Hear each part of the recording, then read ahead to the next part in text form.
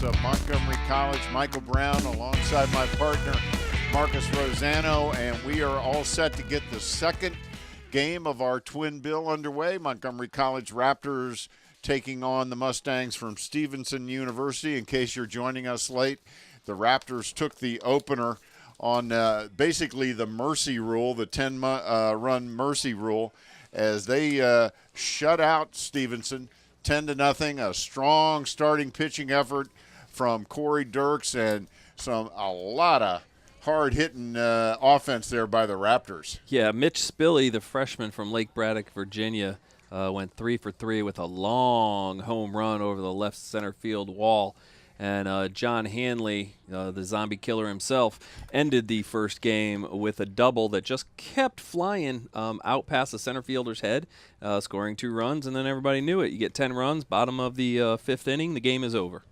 Yeah, they put up a 6 spot there in the bottom of the fifth, and that was the end of the ball game. And you're right about that Hanley hit. When it came off the bat, I'm thinking, okay, fly out to center field, but it just kept going and going and going, and that was the deciding factor there. You know, on Windy Hill, and we talked about this between games, that back here in the press box, we can't really feel it, but once you get that thing up in the air, up on Windy Hill, I think the wind is blowing out a heck of a lot more than we can really feel it. All right, let's take a look at the lineups. For the second game, let's start with the batting order for. Let's start with the defense for Montgomery College, since they're out on the field first. And okay, we have lefty Sam Shyman on the mound, and Mitch Spilley is playing third base. We have Pagero at short, Pino at second, and we have Brant Petrie at first base. The outfield is the same: Hanley, Coleman, and Heckhouse left to right, and your catcher is Backus. Yeah, Sam Shyman is 4-0 on the season, undefeated with a 3.81 ERA, so he's been a great addition to this much deeper Montgomery College pitching staff. Let's take a look at the batting order for Stevenson in the second game. Leading off, Matt Alcantara. Catching now, because of Travis Brown's injury in Game 1, is Joe Bentz. Billy Small, the lefty, is batting third. Michael Rhodes is the cleanup hitter. He plays left field. Tim Hogan is in the fifth spot. He plays first base. Then Darren Hawkins, third base. Dylan Bell, DH. Andrew Freaka bats eighth. He's the second baseman. And batting ninth is Michael Kelly, and he is the center fielder. And here comes Matt Alcantara, who played a real nice shortstop in the first game. We want to keep in mind Corey Dirks only gave up 2 hits in that first game, a single and a double. So he had an excellent start for Dan Rasher, as we are underway here in game number 2. It's a little windier here in the second game. We had pretty much a still first game as Alcantara swings and misses.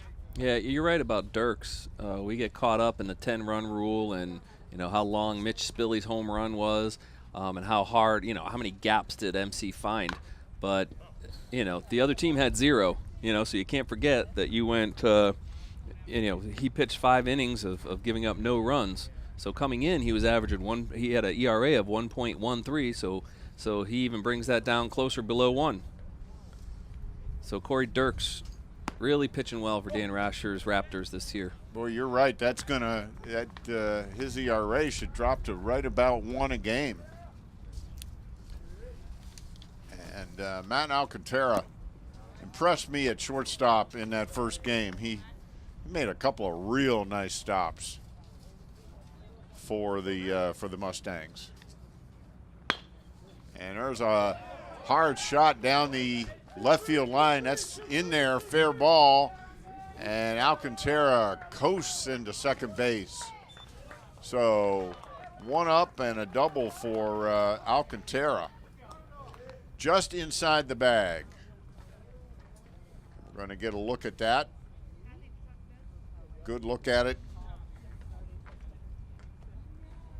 Got John Hanley on his horse. And that brings up Bentz. Joe Bentz. Well, the Mustangs don't want to get swept, by a community college team. You know that for sure. No, that's for sure. These guys have a lot of pride. Of course, Stevenson is a 4-year school in Baltimore County, actually in Owings Mills. And they are an NCAA Division III school. They play in the Commonwealth Conference. Widener's in that conference. Messiah's in that conference. Lebanon Valley. There's a bouncer to second. Pino backs up on it, gets it over to first for the out. So that's a fielder's choice ground out. It moves the runner over. That's exactly what Bentz needs to do. Little things like that, hit behind the runner, and he's sitting at third with one out. And that brings up Billy Small, who had one of the 2 hits for the Mustangs in the first game. We did not get to see the Billy Small that we were as advertised. He's a big swinger. He's a power hitter. So we'll see what happens here in the second game. From River Hill High School in Howard County, good sports school. There's a breaking ball from Scheinman. So you get the righty, Corey Dirks throwing against him in the first game. Now you get the lefty, Sam Scheinman, in the second game. That's key when it gets to be tournament time, where you have one ace and a team that is lucky has 2 aces. But if you have 3 guys or even 4 guys when it gets to be the tournament time that you can throw, and they have these double elimination tournaments like we saw last year, where you're throwing guys who are top flight starters, and that's a big advantage against some of these schools. There's a hard foul ball down the first baseline. Now, Sam Scheinman, Marcus, is from your neighborhood. He went to Linganore High School, and his hometown is Mount Airy. There you go. Mount Airy. Linganore High School is one of the top 10 high schools in Maryland. And strike 3 on a breaking ball. And Billy Small's going to get the pass. Yep, he gets on a pass ball, so that is a strikeout. But he advances to first. So you don't see that very often, as Sean Bacchus just couldn't find the ball.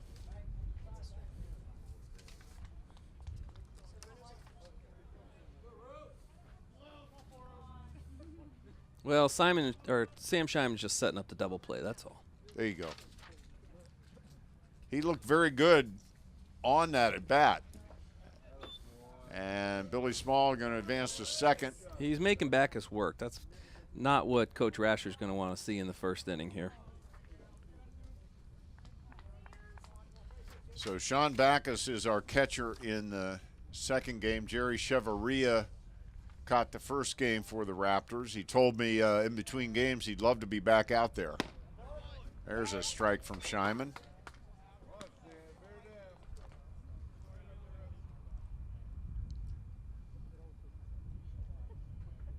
So top of the first of the nightcap of our doubleheader.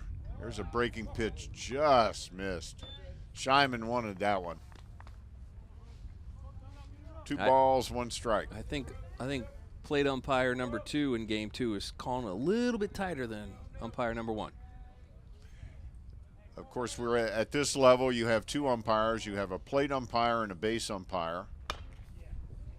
And they alternate. In the first game, the gentleman behind the plate was out in the field, and now it's vice versa here in the second game. And this is Rhodes, number 40, Michael Rhodes, up for Stevenson. There's a play on at second, and he's safe. So Billy Small was alert. Going to get a look at that. Pretty close.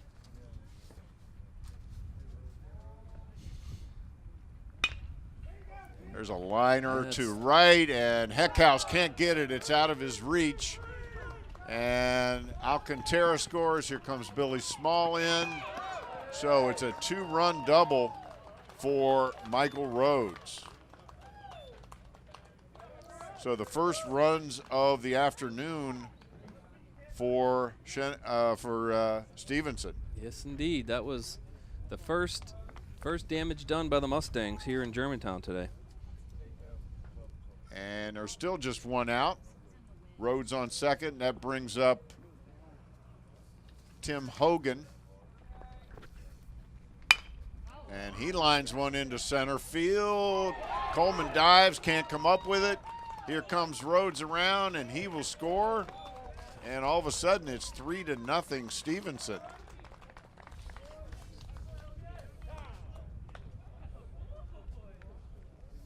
So Sam Scheinman,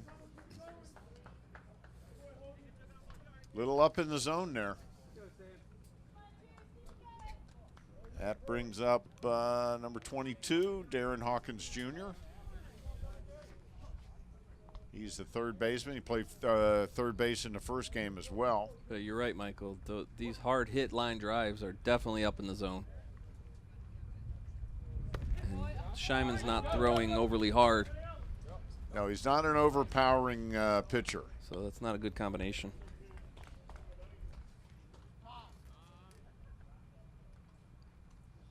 And here comes Dan Rasher out to the mound.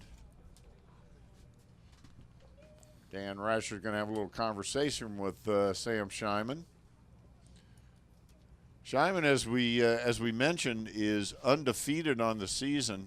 4-0 so far in 6 starts, 26 innings pitched, 22 hits, 11 runs, 11 earned, 11 walks, 18 strikeouts, and a 3.81 ERA. So he's been very effective.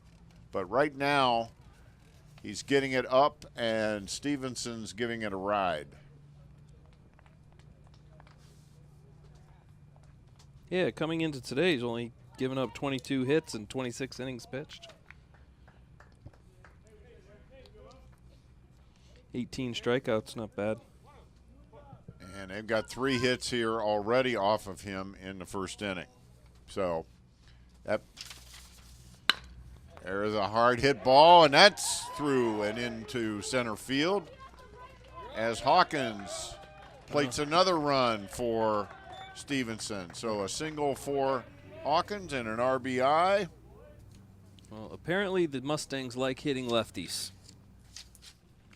And there haven't been any cheapies in this in these hits. They're getting their swings on. And that brings up number 9, Dylan Bell. Well, just as long as we didn't get used to 1.5 hour games like game 1. This is a reminder.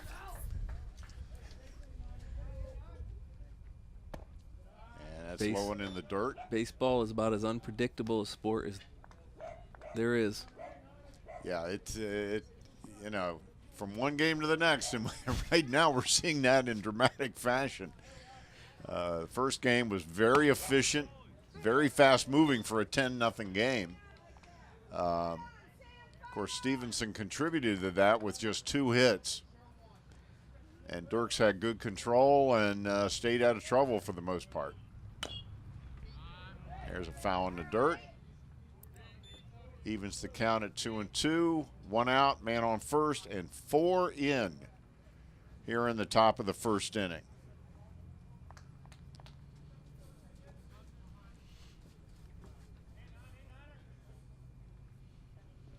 So right off the bat, the 12-game winning streak for the Raptors is very much in jeopardy.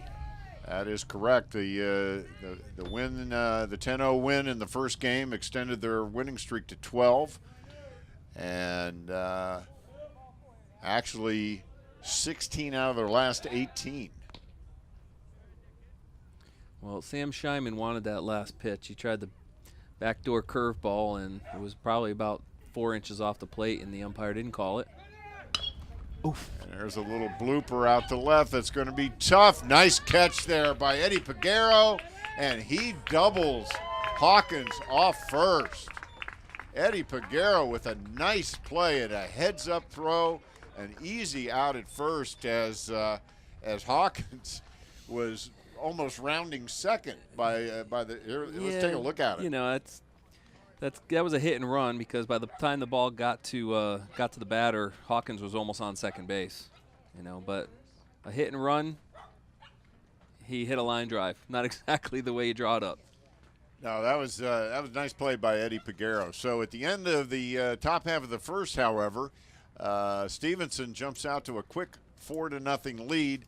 And let's set the defensive lineup for Stevenson, since this is their first time out in the field in the second game. And we have Kelly playing first. Kelly playing center field. Mike Rhodes playing left field. And Billy Small is in right. Alcantara, as we've talked about all day, playing shortstop. Darren Hawkins Jr. at third. Andrew Frica is the second baseman, with Hogan playing first base. We have Bentz at catcher, and it's Eric Fenstermacher on the mound.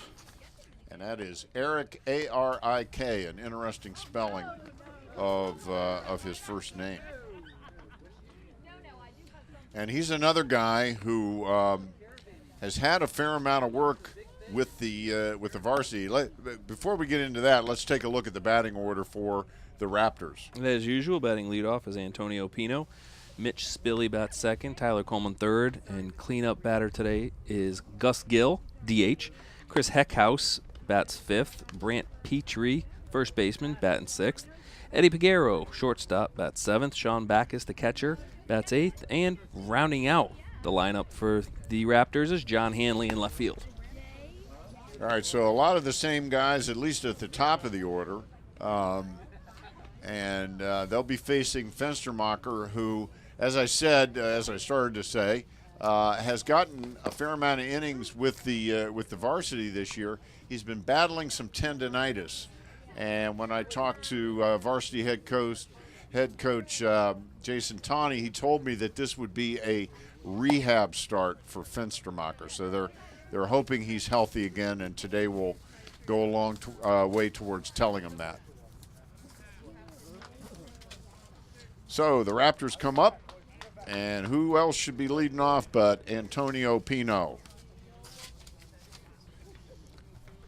He had a nice game in the opener as he singled, scored a run, and also walked. So he was 1 for 2 in the first game. Third team All-American last year as a freshman. First team All-Maryland JUCO, first team All-Region 20, and did not commit an error in the field, which is really something. And we got a visit from his older sister between games, making sure that we pronounced Antonio's last name Pino instead of Pino, and I've been guilty of it. So have I. But his Antonio's family, all the games we've been here, they've been here to support their son. Yeah, nice family. I've gotten to know them just a little bit. Of course, Antonio with quite the backstory. He survived a very, very serious illness when he was in middle school. It resulted in Antonio missing his first 2 years of high school baseball. He told me that it took him quite some time to rebuild his strength, and then they had to get the medication right following the illness. So this kid is a battler, and he's an inspiration, frankly. He's also a great student. I mean, he's got almost a 4.0 GPA as a business major, so he is the complete package. And, and we kind of talked about it before the game, he's rewarding Dan Rasher, with giving them the opportunity. And he goes down swinging, and that's a rare sight. Well, there's a lot of four-year schools, not only athletically but academically, that are going to be pursuing young Mr. Pino. And Fenstermacher showing good stuff there. Yeah, I think that was something off speed because Antonio was way out in front of that. That brings up Mitch Spilley, and boy, did he have a game in the first game of the doubleheader. Single, double, and a 2-run homer, and he keeps going. There's a shot into the gap into right center, and Spilley will motor into second. He's striking 3, and he's going all the way into third, sliding in for a triple. Wow. Boy, he hit that one right on the nose. So Spilley is absolutely locked in today. And that is his that's his first triple of the year. That's the only extra base he hasn't had. So Mitch Spilley continuing to tattoo Stevenson pitching. Well, he's got about 10 total bases in 4 at-bats today. That brings up more trouble in Tyler Coleman. And he takes a ball outside. Coleman had an interesting first game. He had 3 steals. He scored a run, actually scored 2 runs, and had an RBI single as well. So he helped fill up the stat sheet. He's about as talented a junior college baseball player as you'll see in the country. All-American as a freshman. And another good student. He's got over a 3.0 GPA, so kinesiology major. You know, the funny thing is, it doesn't matter how far you hit the ball or how hard you throw. You got to get accepted to that 4-year school. That's right. So you need the grades, and he's got them. Antonio Pino has them. A lot of guys on this team have those grades, and that, you know, that's part of the plan. That's part of the program here too with Dan Reischer. He's had a tremendous success keeping kids, not only keeping them eligible, but having them succeed at Montgomery College academically. So the walk to Coleman, I wonder if that was a sort of a quasi-intentional walk. But like you mentioned in game 1, when you put Coleman on first, you have a cleanup hitter that hit the ball really hard in game 1, and Gus Gill. And Gus Gill. And there goes Coleman. And he's into second with another steal. That's his 4th steal. And there's and Spilley scores on a delayed steal as they caught Stevenson napping. And Spilley came in to score, and then Coleman took third. I think that wasn't even a play. Dan must have just told Spilley to go because they kind of sat around at second base. Oh, he lost the ball. That's what it was. Great replay, letting us, the guys in the booth, no idea what happened at second base. Between the slide of Coleman, the ball got a little away from the second baseman, and that gave Spilley, a split second to hustle down the line. So now Gus Gill with Coleman just 90 feet away.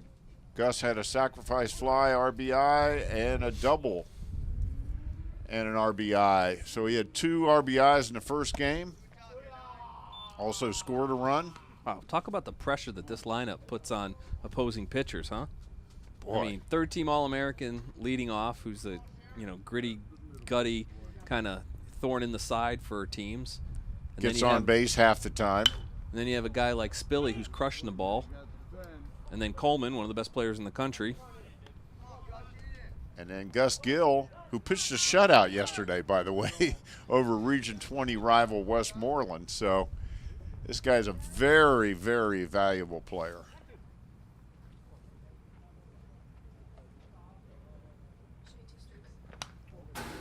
Stays alive by fouling it back. 1 ball, 2 strikes. So Stevenson jumps out to a quick 4-0 lead, but the Raptors, with 1 out here in the bottom of the first, have at least answered with 1, and they've got Tyler Coleman just 90 feet away. Here's the pitch.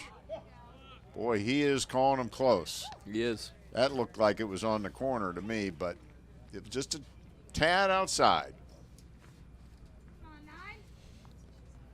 Evens the count at 2. Gill had a long double in his last at bat in the first game. Also had the RBI sac fly. And that gets away. Here comes Coleman. And he is safe. So Coleman scores on a very short pass ball there. Well, he made the decision early, and that's what counts when you're coming down the line. Right. He did not hesitate. There he goes. As soon as the ball got away. Great replay. Beautiful look.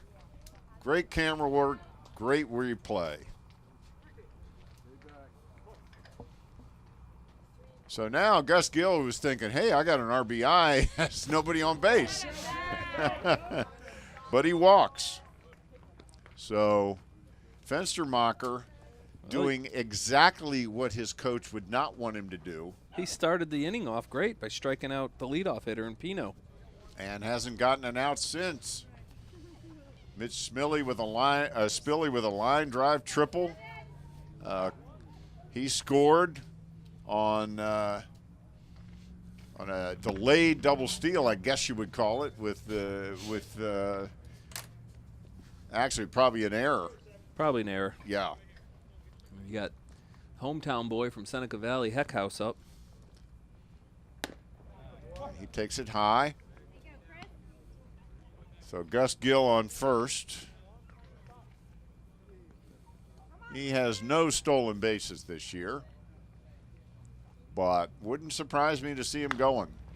Raptors are aggressive on the base paths. They were aggressive in the first game. They're aggressive here again in the second game. Well, one thing's for certain, you're going to need to be in the strike zone to see that umpire's right hand go up. Boy, he is he's trimming the edges. There it Now, is. there you go. That was right on the corner. We had a nice view from back here. There That we was a are. nice pitch. Marcus is right over the P in Raptors, and that sign that you see behind the plate. There's a pop up, too short, and that's the second out of the inning.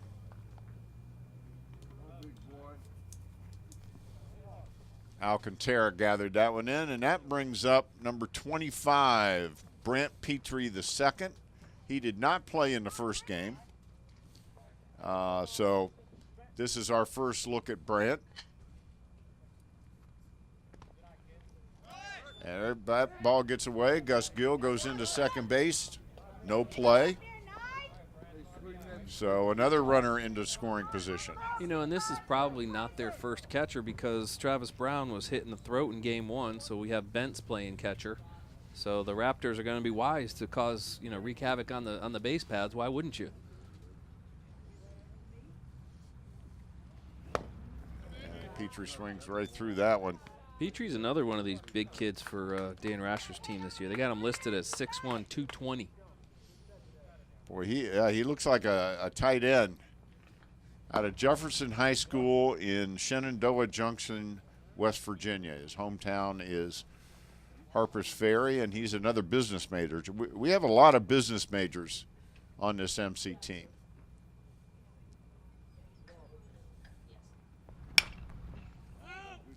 And he evens the count at 2 with a foul ball out of play. Speaking of business programs, we just had the Raptor Tank, Macklin Business Institute, the MBI program here at Montgomery College, and they did a little bit of a takeoff of Shark Tank, and we did the Raptor Tank, which was a business pitch competition. Had some pretty awesome judges from the corporate world, including one of the founders of XM Radio. And that is strike 3 as Petrie goes down swinging. So at the end of one inning of play, Stevenson 4, the Raptors 2. And Marcus, Dan Rasher is now in his 10th year here at Montgomery College. It's been a very, very successful tenure.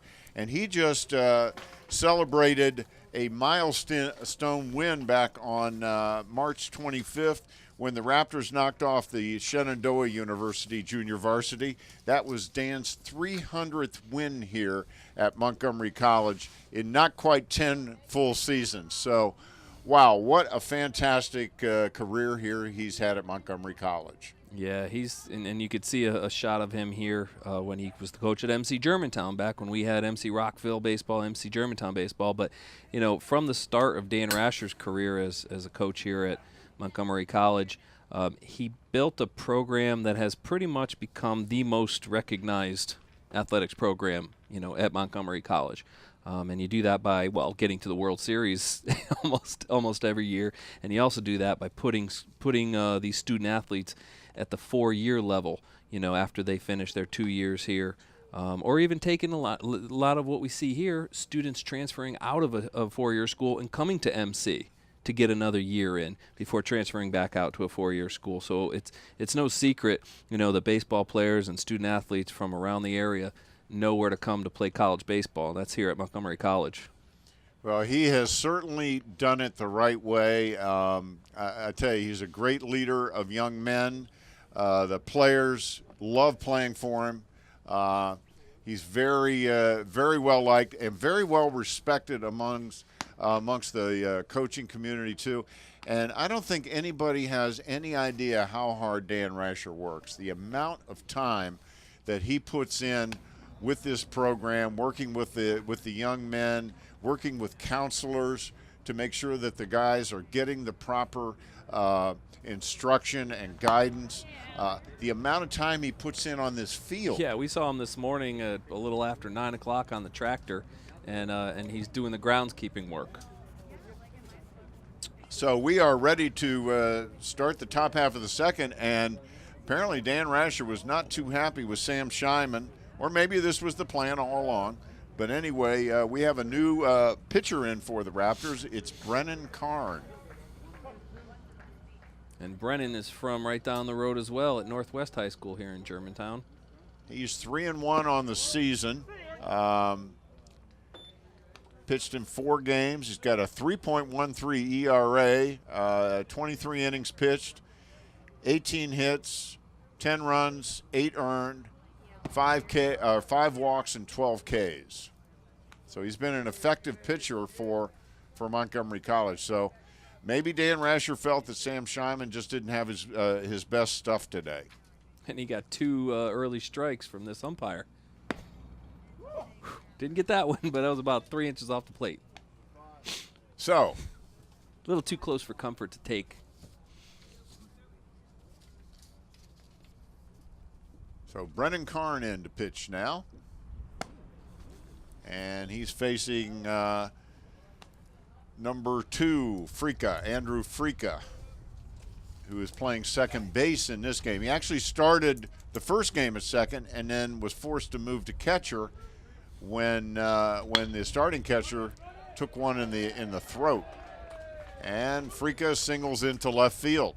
And that wasn't a hard hit ball at all, but he found the hole. No, the Raptors were shifted over a little bit. Peguero was playing well up the middle. That was really just a routine ground ball that found the hole. So that brings up Michael Kelly. He's in left field. He shows bunt. No advance by the runner on the bobble.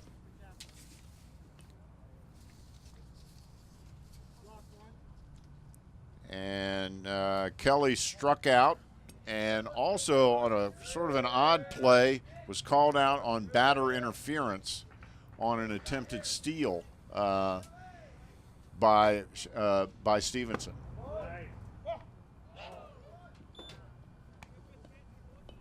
And he was doing exactly what he's doing now, and that was squaring the bunt. That's correct. That's how that play happened.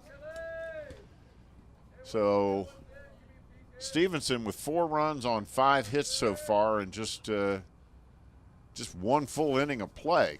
So they're swinging the bat much better in this second game. Corey Dirks had their number in the first game.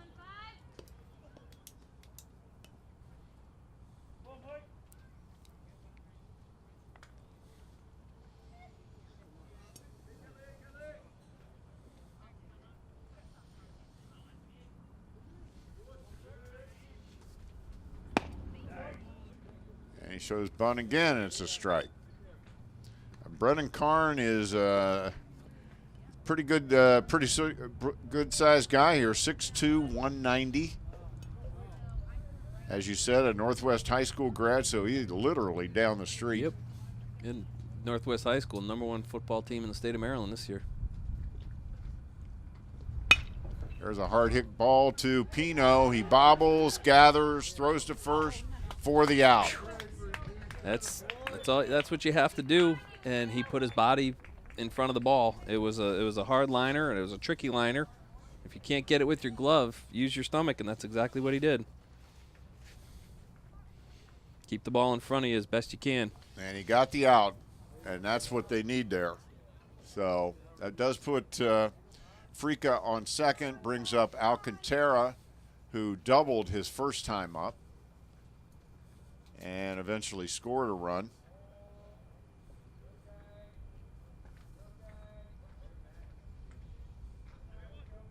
So Frica on second, 1 out, top of the second inning, 4-2 Stevenson. And Brennan Karn wants to have a little conversation with Sean Bacchus.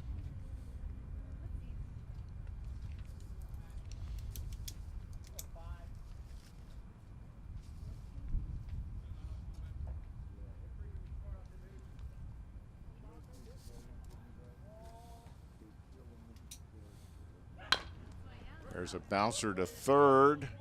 Spilly, long, hard throw for one. Back to third. Boy, that was close. Spilly, not only is Spilly hitting the cover off the ball today, but he has an absolute cannon at third base. Boy, that was an impressive throw to first. And then Petrie very alertly almost got the runner. That was perfect throw, perfect throw. Boy, that was very, very close. So that puts a runner on third now with 2 outs and brings up number 14, Joe Bentz.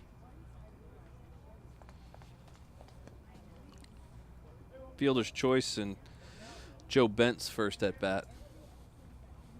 Yeah, he moved up the runner. Nice block by Bacchus behind the plate. Getting himself a workout in an inning and 2/3. He sure is. And of course, he hasn't had a lot of innings behind the plate with Dirks and Cheveria in front of him, so it's a maturation and growth process for him as well.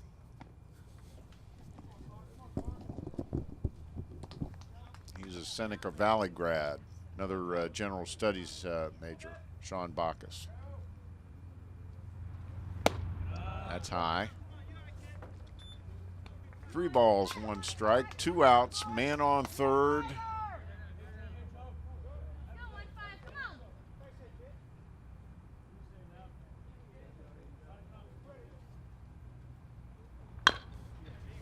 And ground foul down the third base line. Beautiful day here in Germantown, just a few wispy clouds overhead.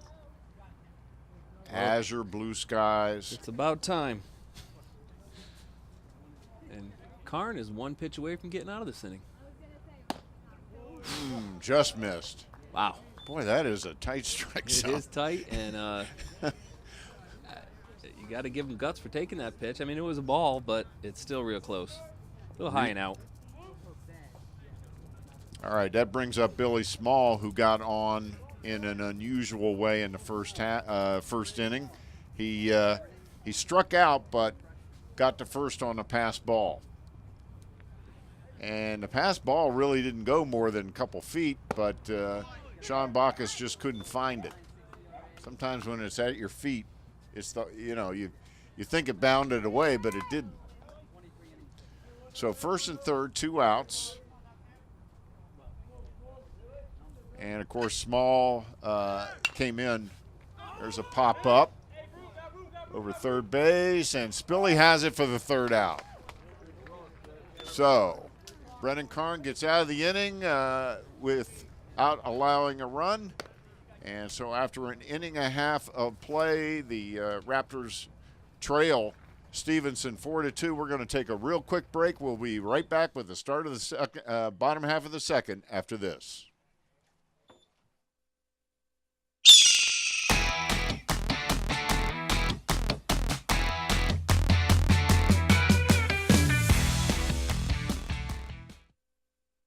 No matter where you're headed, no matter what your age, you'll find it all here at Montgomery College.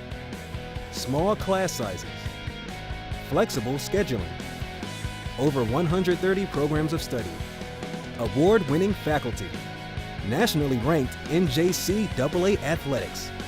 The possibilities are endless at Montgomery College. Apply today.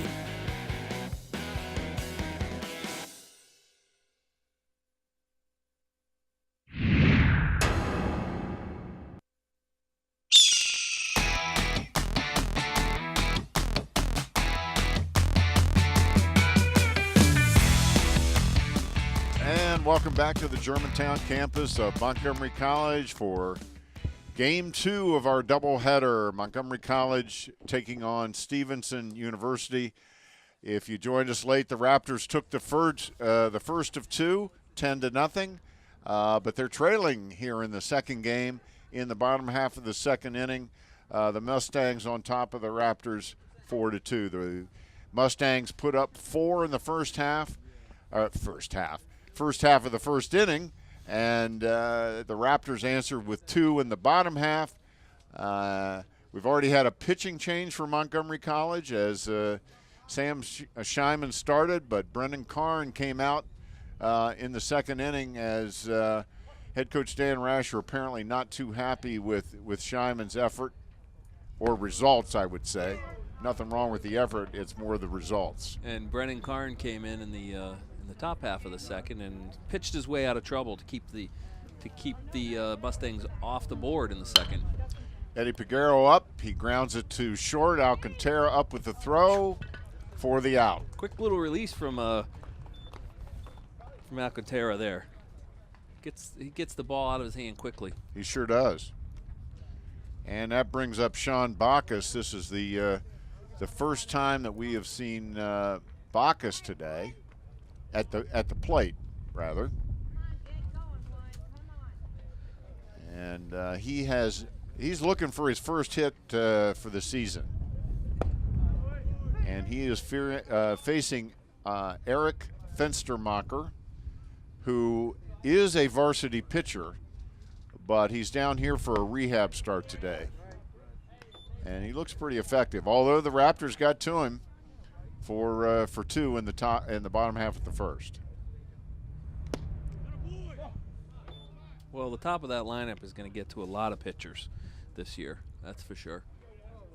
Looks like the low strike is getting called by this umpire. And Bacchus strikes out. So 2 up, 2 down for Montgomery College, and that brings up John Hanley. And he ended game 1 with a double that just kept traveling over the center fielder's head. 2-run double that invoked the mercy rule at this level. If you're playing a doubleheader, the games are 7 innings long. If one team achieves a 10-run lead by the 5th inning, it's over. And that's exactly what happened, as Hanley's double made it 10-0 Raptors for their 12th straight win.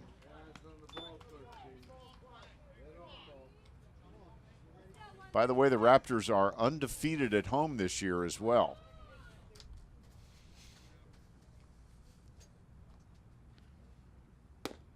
And Hanley goes down on a strike. So an easy 1-2-3 inning for Eric Fenstermacher. And after 2 complete innings of play, Stevenson on top 4-2. And Marcus, let's change sports here for a second and talk a little track and field. Boy, you talk about a program at Montgomery College that has really been growing. The men's and women's track and field program, it's amazing what's happened to that program in the last few years. Yeah, just a few years ago they were struggling to get numbers, and now they're to the point where they're almost having to make cuts. I mean, you're talking about a women's team that's number 3 in the country, and a men's team that's number 5 in the country. And I think that all starts at the coaching level, where Coach Schools has really put together an awesome team. And Thomas Payne, our buddy from the Rockville campus, that we get to work with quite often. So now Montgomery College track is getting to be known, across the area. And if you look at that roster, a lot of kids are coming from different schools and from some power high schools as well, just to come to MC and join the track and field team. Well, it wasn't just a few years ago when you might have had 10 people on the track team. Now they've got 40, 50, 60 kids. They have already qualified for over 25 events for the upcoming national championship meet, which will be held the first week in May in upstate New York. I had the privilege of traveling with the team up there last year. It was an exciting event. Montgomery College won 2 national championships in the 4x800 meter relay and the 4x400 meter relay, both for the men. They did very, very well. They had a couple of second place finishes. Kiana Daly getting a second place in the discus. So it's really great to see what has happened to that program. And you're right. Those coaches, boy, do they work hard. And hanging up national championship banners, that does wonders for recruiting, that's for sure. Boy, that's for sure. Okay, we are back to action, top of the 3rd inning. Brennan Karn still out there for Montgomery College, and his first pitch to number 40 Rhodes is a ball. Mr. Rhodes had a long double in the first inning, with 2 RBIs to boot. So he's up there for his second time, and he swings right through that one. Actually got a piece of it. So it's 1-1. So Sam Shyman started for the Raptors, just wasn't too effective. Was replaced very quickly by Dan Rasher. Came in with Brennan Karn, who pitched a scoreless top half of the second. And there's a nice pitch, and again, caught a piece of it for strike 2. And the way Stevenson's Fenstermacher pitched in the second inning to the Raptors, Karn's going to need to keep the damage down here. Yeah, Fenstermacher looked very good in the second. He was a little shaky in the first, but very strong in the second. So he is on a rehab start today. We'll see how long they decide to go with him.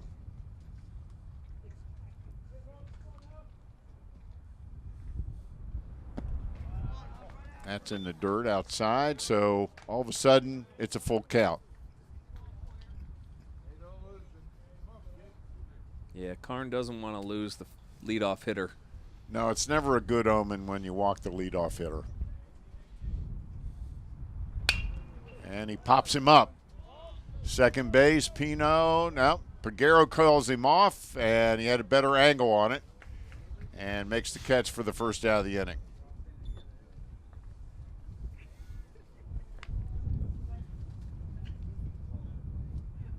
Peguero traveling all the way over from his shortstop. That's right. To call off Pino. He had the better angle, the easier angle, and the wind has picked up quite a bit. It's blowing from left to right, and it blew that ball. And in defense of Peguero, you want to be tracking a ball in front of you versus tracking a ball behind you, and I don't know if Antonio will agree with us. He's such a competitor. He wants to make every play he can.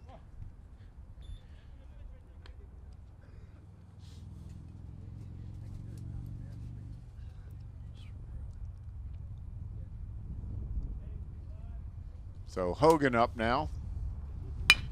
He grounds it off the glove of Karn. It's going to be tough, and he's going to beat it out.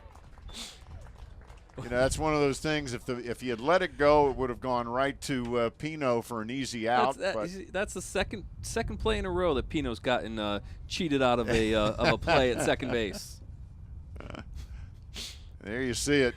I certainly understand why Karn went after it. I mean, he has the reach for it. Well, Antonio he took one in the midsection in the in the inning before. Peguero took his pop-up, and now Brennan Carn knocked his ground ball away. And that brings up Hawkins. He hits a ground ball to Peguero at short. Nice throw to second for one. And a beautiful double play as the Raptors get out of the inning. Eddie Peguero with a nice stop, a nice throw, and a great turn there by Antonio Pino. Well, look at this turn by Peguero, and that is how you do it. He literally catches the ball, and it's out of his hand. The little sidearm toss to second base.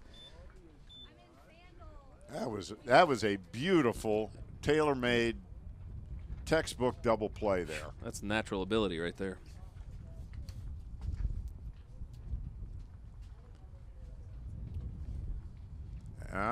We've got a situation over here. We see Brant Petrie, the second over there, being looked at by the trainer. We're going to see if we can tell what happened. He came up. He did something to his knee on that stretch. And he's in good hands there with Gori Chavan. She's a fantastic trainer here at Montgomery College. So if anybody knows what's going on with that, it's certainly her. If I'm not mistaken, I think she was looking at Brant's knee before the first game as well. So it could be something that's been lingering. I'm pretty sure it was Brant's knee. Just kind of checking it out.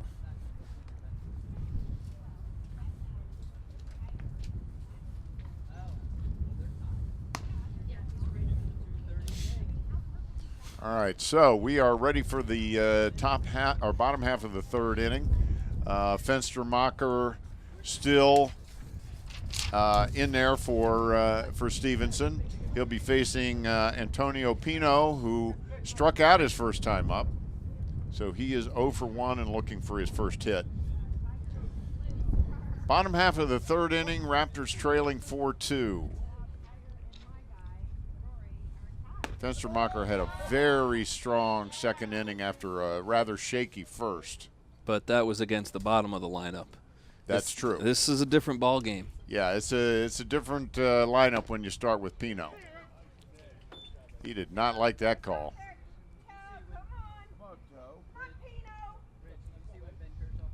That evens the count at 1. And he pops him up out into center field. And he gathers it in for the out. So 1 out here in the bottom of the third.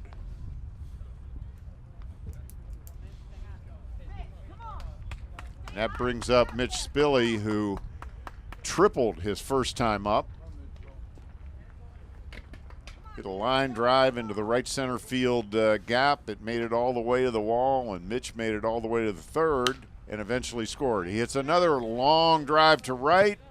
And that is over the head off the base of the wall, and Spilley is just going to trot into second base with a double. Yeah, and gets up into Windy Hill jet stream here, and I don't know if these outfielders for a visiting team really understand how much that wind is blowing up top.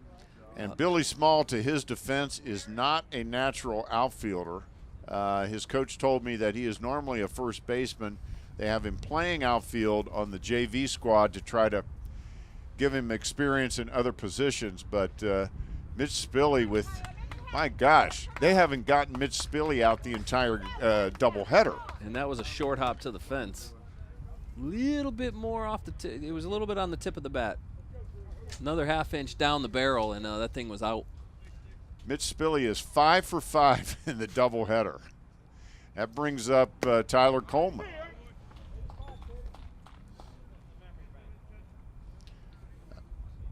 Coleman walked his first time up and stole a base. Yeah, walked and caused more trouble on the base paths. And scored a run. Scored on a very short pass ball. Well, he's got 6 home runs, so this game could change with one swing. And he had a game earlier this week where he hit 3 home runs against Catonsville. So I talked to him about it on Friday. He shrugged it off. He says, their pitching wasn't all that great. but he hit 3 home runs. And I think he had a couple of doubles mixed in there as well. Produced about 7 or 8 runs in the doubleheader. So he had a bit of a slow start this season, but he's really been coming on the last couple of weeks. And he went the opposite way there with it. I was watching him in batting practice, and he can go down and get that ball and shoot it into right field, definitely. I mean, he's got power, to the left center field alley. But with a guy his speed, and if you have that kind of bat control to push it to right field, that's dangerous. He has 4 stolen bases in the doubleheader so far. Fouls it back right to us. I think our microphones picked that one up. Of course, we have Ed Clark on audio today. And Ed is on loan to us from the University of Maryland. We appreciate that. Curveball goes, delayed call, strike 3. I was going to say that the umpire isn't giving the high strike. He's giving the inside corner and he's giving the knees, and that was the high strike. Tyler Coleman not happy with that call. And that brings up that was a delayed call, but a good one. Brings up Gus Gill. He pops it up and right to the first baseman, who gathers it in for the out. So at the end of 3 complete innings of play, the Raptors trail the Mustangs 4-2. And Marcus, we've been talking about the Germantown campus earlier. In the first game we talked about the Bioscience Education Center, but there's another unique brand new building here on campus, the Holy Cross Hospital, and the unique partnership that MC has entered into with Holy Cross. Tell us about it. Well, Montgomery College now is the only community college in the country that has a working hospital on its campus. So it's a great partnership. The health sciences program here at Montgomery College has always been a fantastic program and one of the more popular programs that we have here at MC. But many of the classes and the actual the clinicals that you have to do, the participation in the program happens in the Tacoma Park area at the Tacoma Park Silver Spring campus, and the hospital's down county, if you want to look at it like that. So this was a perfect opportunity to bring the program up to the north of the county. So here we are. We have Holy Cross, a brand new hospital, over 90 beds. So our students will just be able to walk down the hill, and learn on the job, as well as taking the classes that you have to take to get your your nursing and your health sciences degree. So it's a great partnership. And really a boon for not only Montgomery College, but for Germantown and North Montgomery County. And there's going to be a whole health sciences sort of park down there, right? Yeah, that's part of the. I guess you would say Holy Cross is the anchor tenant of the Life Sciences Park. So we have the Bioscience Education Center, we have Holy Cross, the hospital now. So this Life Sciences Park, is really going to. In fact, Germantown's going to give Rockville a run for its money for the quote-unquote main campus here in a few years. I couldn't agree with you more. And of course, part of it is that there's a lot of land out here at Germantown, whereas Rockville's a bit closed in. So there's more room to expand out here. Now, we've got a new pitcher, or at least I thought we had a new pitcher for Montgomery College. Number 21, Matt Durkin, was warming up. Now I'm not sure what is going on. He's come off the field. And I'm not sure what's going on, as he is taking his jersey off. Now he's put it back on. I don't want to describe this blow for blow here, but But we're waiting on a pitcher. Well, he had an undershirt on, and I think he's taken his. Okay, so maybe that was binding him up or bothering him or something like that. But he has come off the field for a, let's call it an equipment adjustment. And well, from our scorekeeper here, Connor, who plays for MC, he just told us that you can't have an undershirt that's white because if you think about it, because if it extends below the sleeves of the uniform, it could come in and into play with your view from the batter's spot of the ball. Okay, so the undershirt that he had on must have extended below the sleeves of his uniform. I can see that. I've heard of that happening in the major leagues. So, all right, so we've got a new pitcher in for Montgomery College. We had 2 solid innings from Brennan Karn, and now we bring in Matt Durkin. Matt has 2 wins and no losses on the season so far. He's pitched 9 2/3 innings, allowed 9 hits, 5 runs, 4 earned, 4 walks, 6 strikeouts, and he has an ERA of 3.72, and he's going to face Dylan Bell. And he's from South Carroll High School, and you know it's a good thing to see guys from South Carroll, guys from Linganore. There's other community colleges up there, and they're coming to Montgomery College. That's right. That's right. I mean, of course, he can go a little ways to the west and go to Frederick. You know, they have Carroll Community College. So for Dan Rasher to be pulling kids from other counties, that's a big deal. That is. And, of course, the last year's number 1 pitcher and certainly one of their top starters this year, Brandon Hubbardson, is from Walkersville High School. So that's another one who snuck out of his county down here to Montgomery County to play for the Raptors. And he told me point blank, he said, I came here because I knew about Dan Rasher. I knew about the success of the program. And what was most important to him was the success that this program has had moving guys on to 4-year schools. And, of course, Brandon Hubbardson has already committed to play baseball and go to school at Salisbury next fall. And the thing about Montgomery College is we are NJCAA Division III. There are no scholarships here. Whereas your other schools like Hagerstown or Frederick or up there in Hartford, those are scholarship schools. You could actually get some help with your tuition expenses to go to those schools. You can't really here. You have to do it academically at MC. And there are plenty of scholarship available, but it's just the recruiting process is much different. So got Dylan Bell up. He hit into a double play his first time up. He hit a blooper out behind shortstop. Eddie Peguero made a real nice play on the ball, and then he doubled Hawkins off first to end the first inning, end the top half of the first inning.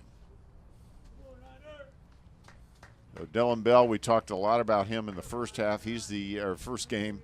He's the Mustang who's had 6 operations on his elbow in the last year.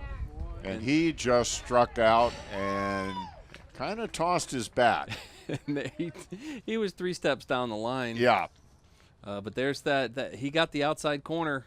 The umpire called the outside corner. So maybe let's take another look at that reaction here to the strikeout. Oops. There's a hard hit ground ball to second. Pino knocks it down over to first for the out. Again, smart play. Keep your body in front of that short hop. And Pino's a tough kid. He's going to get hit in the shoulders with the ball. And as long as you keep it in front of you, collect yourself and make a strong throw. Get another look at it. Another great look by our camera crew. We want to thank everyone on the crew today, working so hard, giving us these beautiful shots and beautiful replays to talk about. There's a line drive single into right field by number 16, Michael Kelly. See, and you're right. That replay is a perfect way to show that Pino stayed down on the ball. Perfect angle to see how you actually feel the short hop at second base.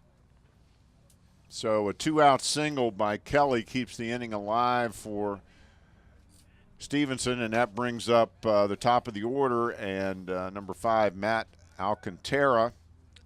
He had a double and scored a run in the first inning and got on through a fielder's choice his second time up. You know, there's a lot of reasons, but that's one of the reasons why this game that we did with Stevenson, 2 years ago, has over 20,000 YouTube hits. And so players, families, future players can sit there and watch how to make a play. Nice move there by. That was a nice move and a strong throw. Real strong. Now, we do see that Brant Petrie is back at first, so that's good news for the Raptors and good news for Brant Petrie. So apparently whatever was bothering his knee is not – ooh, that was another close one. As Kelly playing with fire over there at first base. Ground foul on the third base side.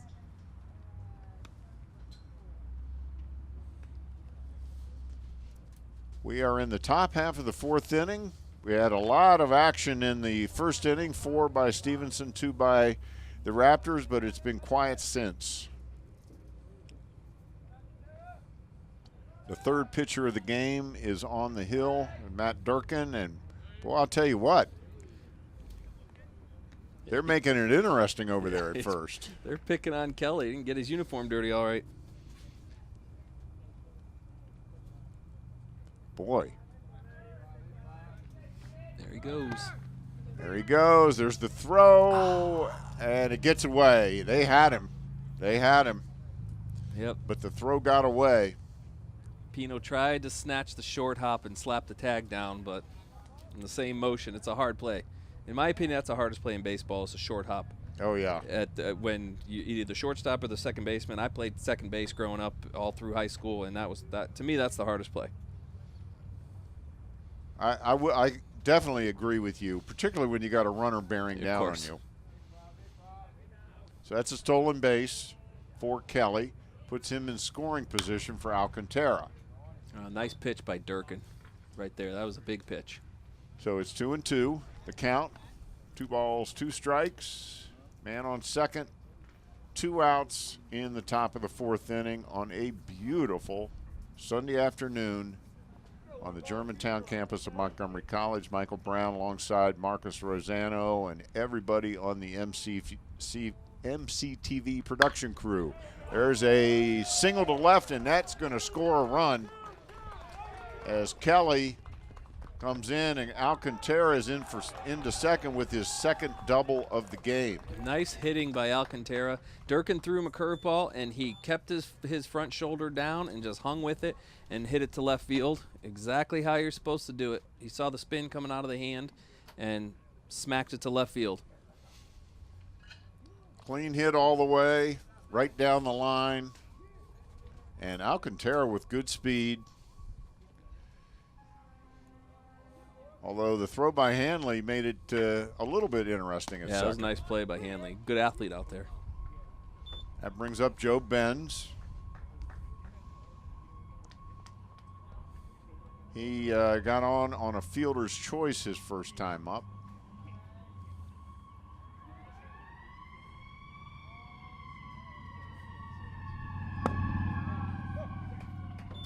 And a pitch is low for a ball. 1 ball, 1 strike, 2 outs, a run in. That pushes the Stevenson lead to 5-2 in the top of the fourth.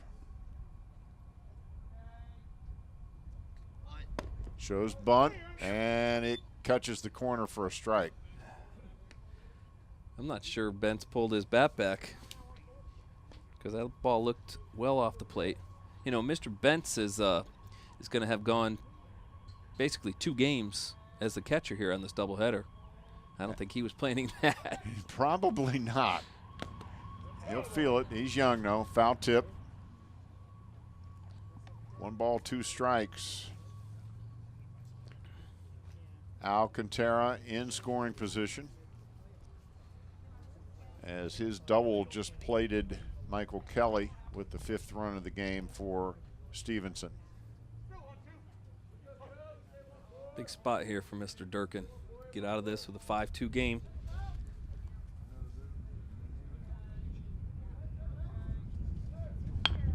There's a bunt to Durkin. He bobbles, throws, and he's safe. And the run scores, and the ball gets away. The runner goes into second, and he's safe. So, boy, that was not a good play there, as Kelly scores. Durkin bobbled the bunt. It was a rather routine bunt. Bit of a surprise, but still he had plenty of time. I think he just tried to rush it. And he did bobble it a little bit. You know, but Bentz is quick down the line. So one of the reasons why they let him drop it down was because he's got some wheels. Right. But at the same time, when you have a guy on third base barreling down, there's no chance for the catcher to go out and get the ball. So that's all on the pitcher. Yeah, that's his ball. I mean, it's a much easier play for a catcher to be able to run out with the ball in front of him in the same motion, throw it to first base, versus a pitcher with all his momentum going towards the line. You collect yourself and then throw it to first base. A tough play.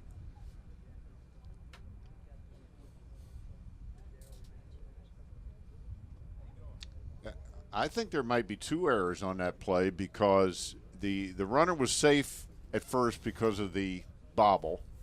And then the runner was able to move up a base based on the overthrow at home. I'm calling 2 errors. Error on the first baseman and error on the pitcher. Yeah, I believe that's a 2-error play because the runner was able to move up a base. So, and that is not a hit. That's an unearned run for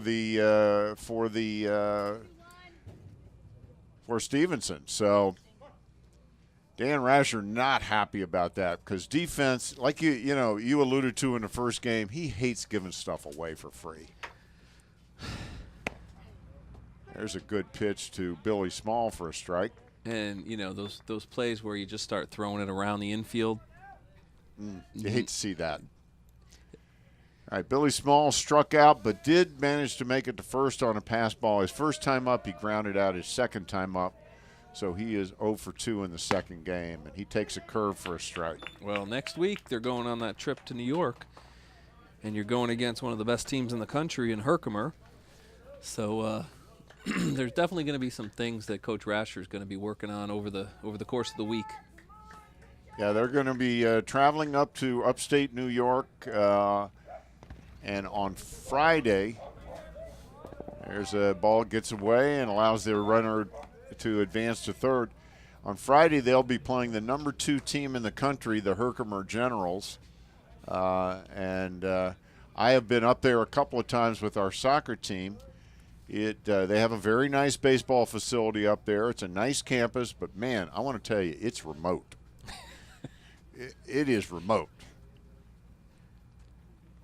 You stand up there on top. It's on top of a hill, and there's strike 3, and that ends the inning, but not before 2 runs score for Stevenson to make it 6-2. So after 3.5 innings of play, Stevenson on top, 6-2. We're going to take a quick break. We'll be right back with the bottom half of the 4th after this.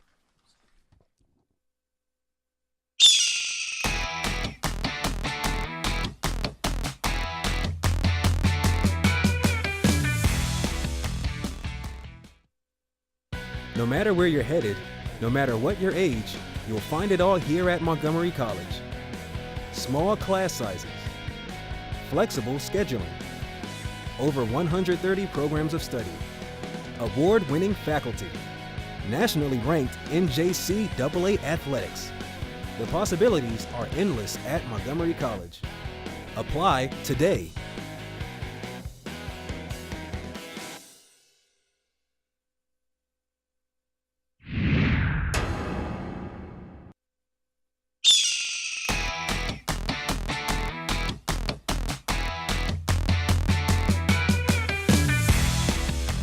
welcome back to the Germantown campus of Montgomery College. We're in Game 2 of our doubleheader. The Montgomery College Raptors taking on the Mustangs from Stevenson University. And Stevenson enjoying a 6-2 lead as we enter the bottom of the fourth inning. And Chris Heckhouse will be leading off for Montgomery. Carson on deck. Actually, looks like he's going to pinch hit. And Eric, we have a new pitcher Joe out there. Jury is on the mound for the Mustangs. Danny Doyle. Oh, that's Danny Doyle? Danny Doyle, number 29. And he's actually pitched in 5 varsity games so far this season. Oh, you're right. It is Danny Doyle. I was looking at last year's numbers. That's why it says 2014 baseball, Stevenson University. So Danny Doyle in. Eric Fenstermacher pitched 3 innings. Had a little bit of a shaky first, but boy, he looked good in the second and third inning.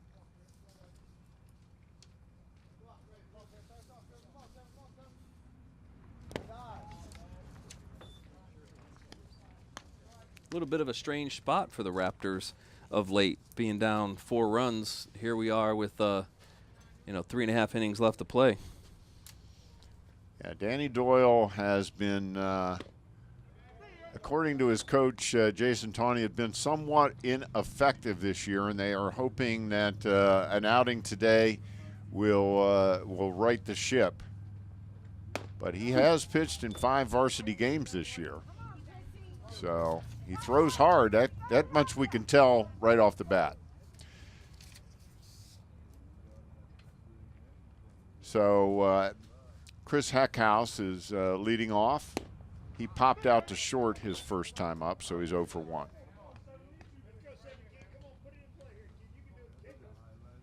And we see Brooks Carson in the on-deck circle, so he is obviously going to be pinch hitting for Brant Petrie. Petrie had something going on with that knee, and we hope it's nothing serious. So Brooks Carson, who started at first base in the opener of today's doubleheader, will be coming in to play first. So full count, 3 balls, 2 strikes. 6-2, bottom of the fourth inning. Again, because it's a doubleheader at this level, each game is 7 innings, unless, of course, it's like the first game, which got called because of the 10-run rule. Raptors coming out on top 10-zip. There's a pop out of play. That was a good pitch by Danny Doyle, and a good piece of hitting by Heckhouse to hang. He ruined a good pitch there.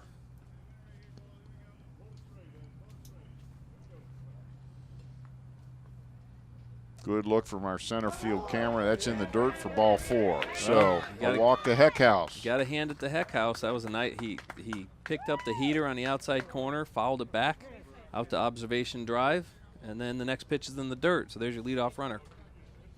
And that brings up Brooks Carson. As we said, he's pinch hitting for Brant Petrie. I don't know if we can get a look at Petrie. Maybe he's just on the bench, but he was having his knee looked at after a double play. He seemed to come up a little bit lame, so he was having his knee looked at by Gory Javon, the trainer for Montgomery College. I think we need a sideline reporter, Mr. Brown.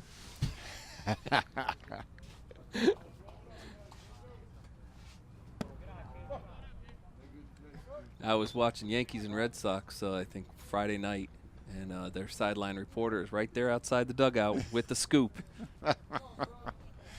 That was quite a long game. Yeah, I gave up after 15 innings. Went 19.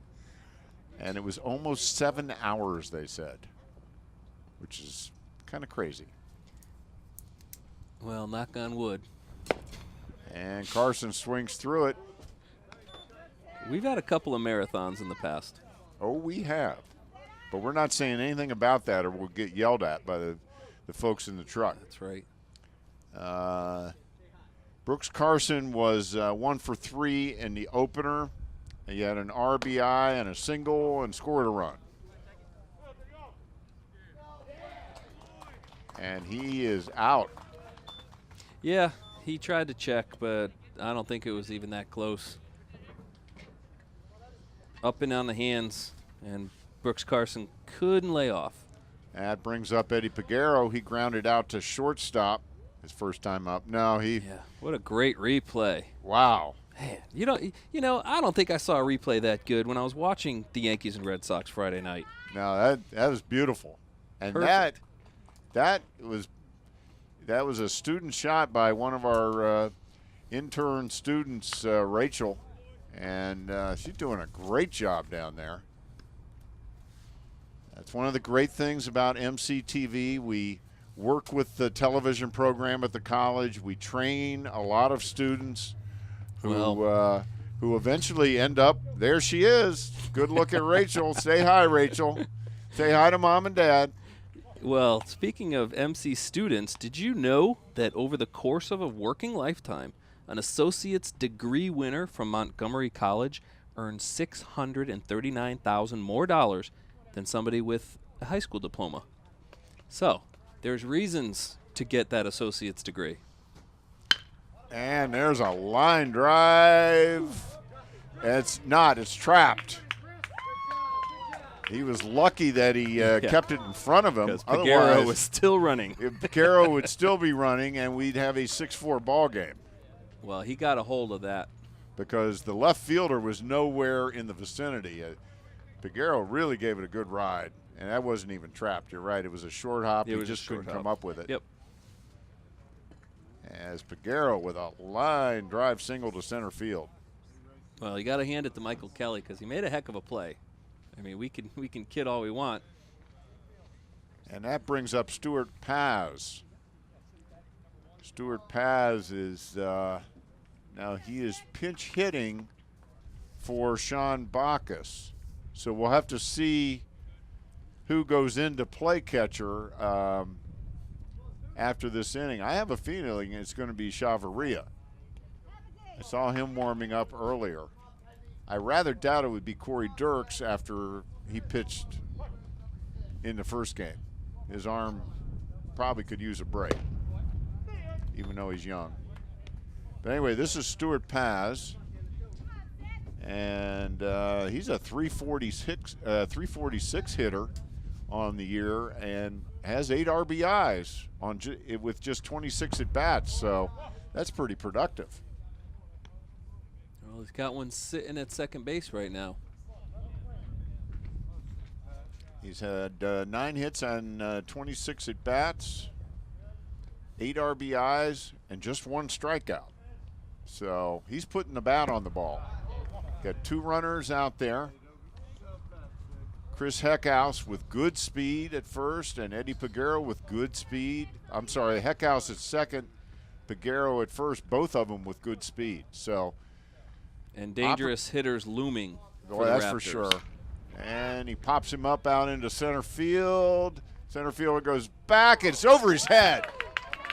And here comes Heckhouse. Oh. Well. And they almost had Paz off first, but there was nobody covering first. Yep. So otherwise they might have been able to catch Paz, but that loads the bases now.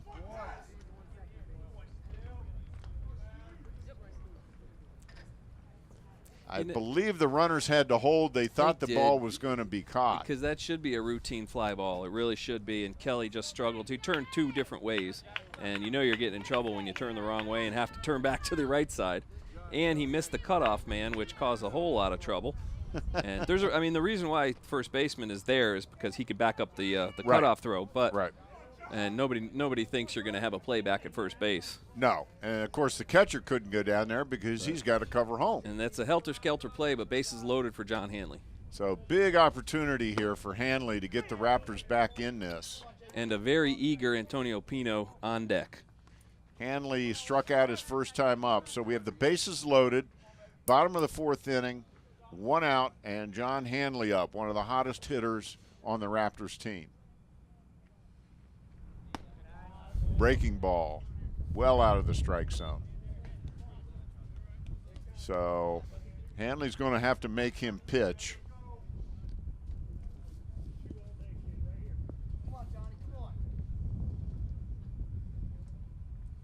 As Doyle in all kinds of trouble, but he's ahead in the count. I think Hanley's going to want that one back because that was right up around his numbers, right down the plate. And when the ball fouls straight back, as you know, he's on it, but he just, he's on it, but he just couldn't get the bat around quick enough. But you're going to have to look for that big curveball right now. And there's the curveball, and he swings through it. Yep. Nice pitching. So that was a big strikeout. So 2 outs now. That brings up Antonio Pino, who is looking for his first hit in the ball game. So for Antonio Pino standards, he's due. He is definitely due. With that batting average of his, that gaudy .393 batting average and that .500 on base percentage. There's a high one. So Pino up, and the red-hot Mitch Spilly on deck. So this is a great opportunity. Yeah, with all respect to Pino, you really don't want Spilly at the plate. Ball 2 to Pino. Now he will make Doyle pitch to him. Got the bases loaded and a 2-ball, no-strike count. So this is unless Pino gets the pitch he's looking for, he's going to make him throw a strike here. Way outside. And it's interesting, Pino, he's 5'9", so he can use that to his advantage, and he's practically standing on the plate, which really kind of takes away any ability for the catcher to really frame the plate. So yeah, Pino's standing he on the is plate. on top of that plate. I had not noticed that because of my angle. So he's got no place to pitch. And he walks. Ooh. Well, that's the thing. Because he's standing on the plate, that looked a little bit off the plate, but and the umpire was right. All right, 3 balls, 1 strike. I'd let him throw another one. I would too. There it is. And there it is, ball 4. Smart at bat. So that's a base on balls and an RBI for Antonio Pino. Very good at bat. And that makes it 6-3 now. Stevenson on top and brings up the red-hot Mitch Spilly. He's got a triple and a double in this game. He was 3 for 3 in the first game. So he is 5 for the doubleheader. Wow. And there's a conference on the mound. And I'm sure they're talking about how to pitch to this guy. It's 6-3 and the bases are loaded, and they haven't gotten this guy out all day. But what are you gonna do? You gonna walk him so that an All-American could bat with the bases loaded again? Right now it's pick your poison. And the Raptors are putting in a pinch runner. Number 16, Desmond Leidy, comes in for Stuart Paz. And Paz had the single, and now he comes off.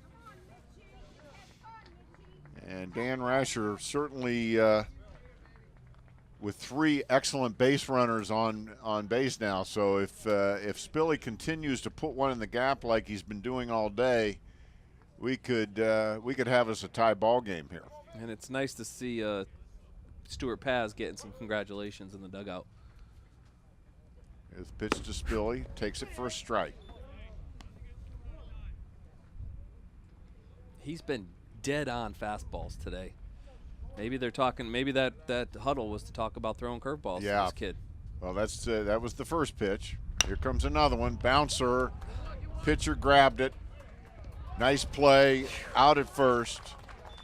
And that ends the threat, but the Raptors do pick up a run. So after 4 complete innings of play, Stevenson on top 6-3. We'll be right back with the top half of the 5th after this quick break.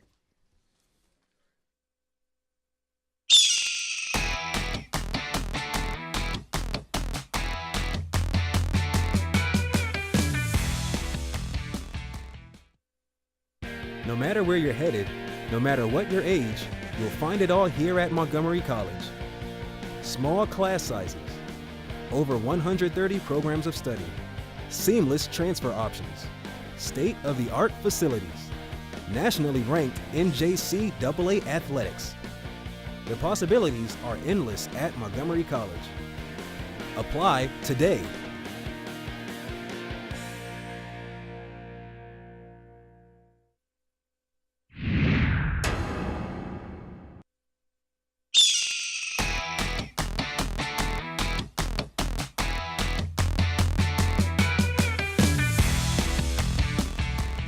And welcome back to the Germantown campus of Montgomery College. Michael Brown alongside Marcus Rosano. We are in game 2 of our doubleheader.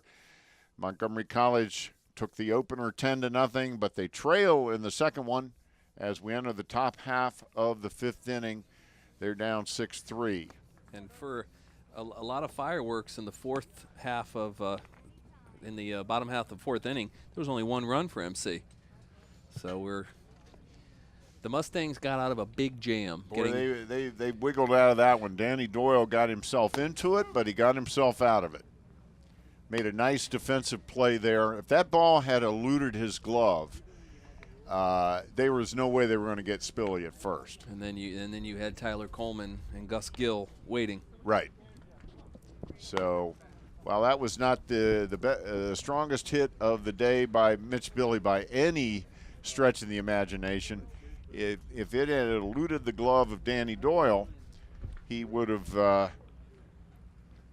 gotten on first, no doubt. Now, Doyle, of course, was helped by the fact that he is 6'2". And that is true. So, all right, leading off the inning for Stevenson is number 40, Michael Rhodes. And he had a two-run double in the first inning.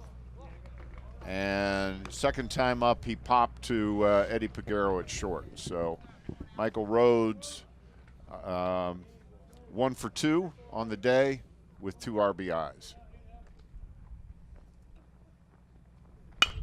There's a ground ball to Peguero. He scoops it, bobbles it for a second, strong throw, and he's safe. And Rhodes got down the line really quick, but Boy, he sure did. The bobble made the error. So Rhodes on by error. You know, and Peguero had to wait for that late hop.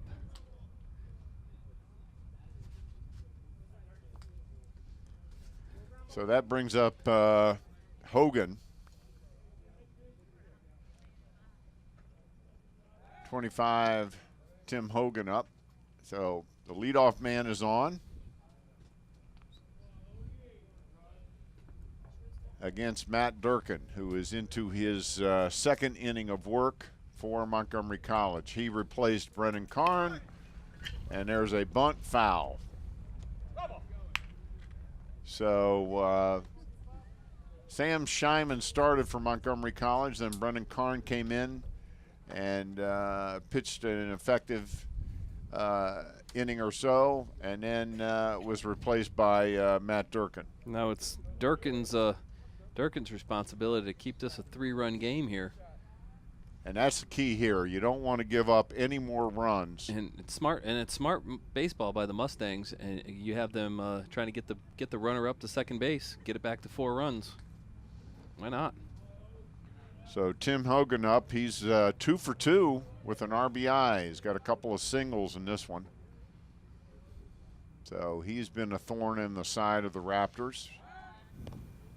And Raptors are thinking bunt as Mitch Spilly is edging in from third base as Durkin goes into his windup. Playing on the grass to begin with, and then he's just coming right down the throat of Hogan. Nobody out, top of the 5th. Showing bunt. And they've got the runner hung up. Throw back to first. Carson runs him down. Back to Pino, who tags out the runner. Well, beautiful job there.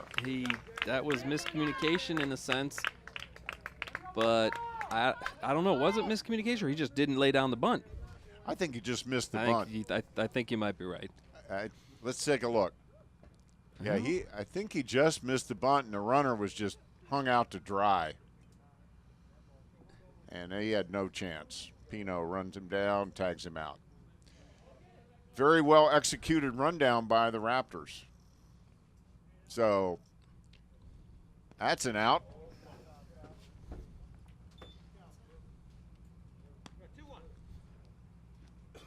And 2 balls, 1 strike. Boy, that helps out Durkin big time in this spot. Well, and Eddie Peguero feels a little bit better, too. That's true. And there might even be a smile on Dan Rasher's face. There's a ground ball to Pino. Fields it cleanly, tosses it to first for the 2nd out. So that's the first time they've retired Hogan all day. And that brings up number 22, Darren Hawkins. He had a single and an RBI in the first inning, and he hit into a double play his 2nd time up. It was a textbook double play by the Raptors. Great double play. That's one of the highlights of this game. That is for sure defensively. Strike 1. So Jerry Chevarria is back in at catcher. He caught the entire first game.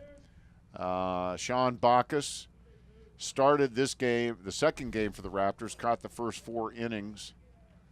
And Chevarria in there now. There's the swing. And Chevarria at times has a little bit of a Tony Pena leg out catching stance. Mm-hmm. I mean, Tony Pena used to actually sit on the ground. But there's a couple of pitches each batter that Chevarria will stick that leg out. I never understood how Pena could do that, and there's a strike. Framed beautifully there by Chevarria. Well, Benito Santiago used to throw guys out on his knees. Yeah. 1 ball, 2 strikes, 2 outs, bases empty here in the top of the 5th. Ground ball through the hole into left field. Spilly dove for it, but just couldn't quite get the glove on it. Big curveball got a little too much of the plate. Get another look at that. It was hard hit, and Spilly just couldn't come up with it. So clean single there for Hawkins. That's his 2nd hit of the game. And that brings up Dylan Bell. He's looking for his first hit. He hit into a double play his first time up and struck out his 2nd time up. So 2 outs and a runner on first. There's the throw to first. Not in time. Looking ahead to the bottom half of the 5th, it'll be Coleman, Gill, and Heckhouse.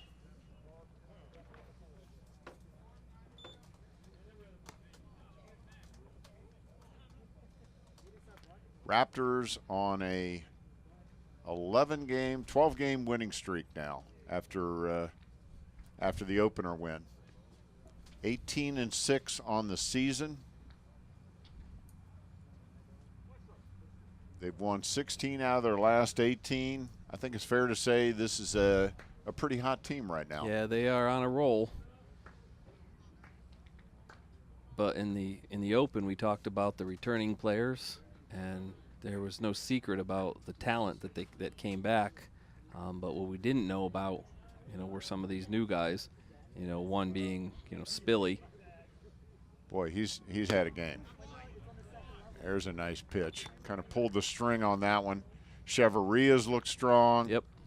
Peguero's made some nice plays. He had a couple of errors, but he's made some very nice plays at short.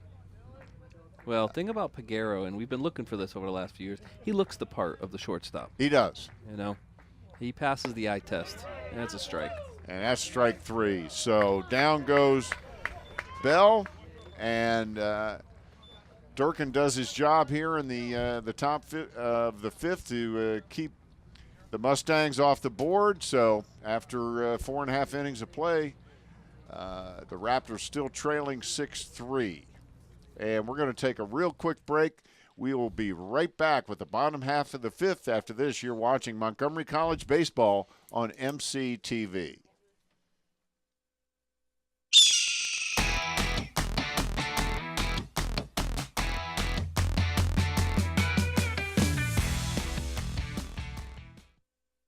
One word to describe Montgomery College: awesome. Interesting. Fun. Awesome. Perfect. Inspirational. Spectacular. Family. Nice. Diverse. Excellent.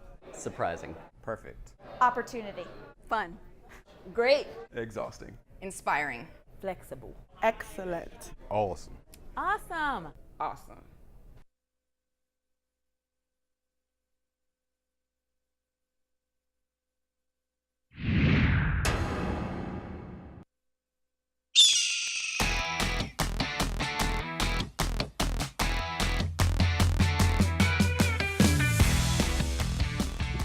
And welcome back to the Germantown campus of Montgomery College. We are entering the bottom half of the fifth inning, and Stevenson on top 6-3. In case you joined us late, the Raptors won the first game of the doubleheader convincingly 10-0. And we have a new hurler out there on the mound for Stevenson. That is number 22, Darren Hawkins Jr., who's been playing third most of the day. That makes sense. So they're going to give him a go from the mound, and we'll see what he's got. So he replaces, actually we started with Fenstermacher. And worked our way through, and Danny Doyle was the last pitcher. So Phillips, then Doyle. Phillips, then Doyle, now Hawkins. Hawkins. And he's got a rather rough first batter to face here, Tyler Coleman.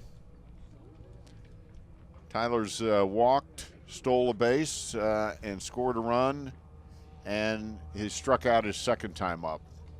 I'll be very interested to see where Tyler Coleman ends up next year when he continues his baseball career. There's absolutely no doubt that with his grades and with his prowess on the field that he will be playing somewhere. And he told me earlier this year, back in February actually, when we talked in an interview, he told me he had been recruited by, there's a bouncer to third. Nice pickup by Alcantara. Yeah. Boy. Our buddy Alcantara moves over to third base and picks up where he left off. Boy, he's a good-looking ball player. And Tyler Coleman grounds to third. But anyway, he's being looked at by, recruited by UConn and Delaware State at the moment. I'm sure there's going to be plenty of others. Well, if you want my opinion, he should go to the University of Connecticut. The Storrs campus is beautiful, and they have a fantastic former center fielder who's now playing in the majors named George Springer, who reminds me a lot of Tyler Coleman, actually. Physically, they do resemble each other. Very much so. Yeah. And good point. Springer ended up putting on some muscle, and he could steal 40 bases. Now eventually he'll hit 40 home runs. One of the bright young stars in the major leagues went to UConn, played center field. All right, that brings up Gus Gill. He walked his first time up and popped out to first his second time out. So he's 0 for 1 for the game. I have a feeling there's going to be more than just two suitors for Tyler Coleman. I think you're right. By the time all is said and done. Yeah, there's an excellent baseball program just down the Beltway in College Park that might want to take a look. Yeah, that program is experienced a resurgence. Absolutely. Yeah, and I wouldn't be surprised to see that. Of course, Dan Rasher has sent players on to College Park. Jensen Pupa comes to mind. He was a terrific player here at Montgomery College several years ago. There's a hard hit ground ball to second, fielded cleanly, throw to first for the out. Gus Gill was busting it up the line on that play. So that brings up Chris Heckhouse. So Hawkins, 2 up, 2 down. Who knew? Let's go, 7. Come on, kick the start here with 2 outs. Let's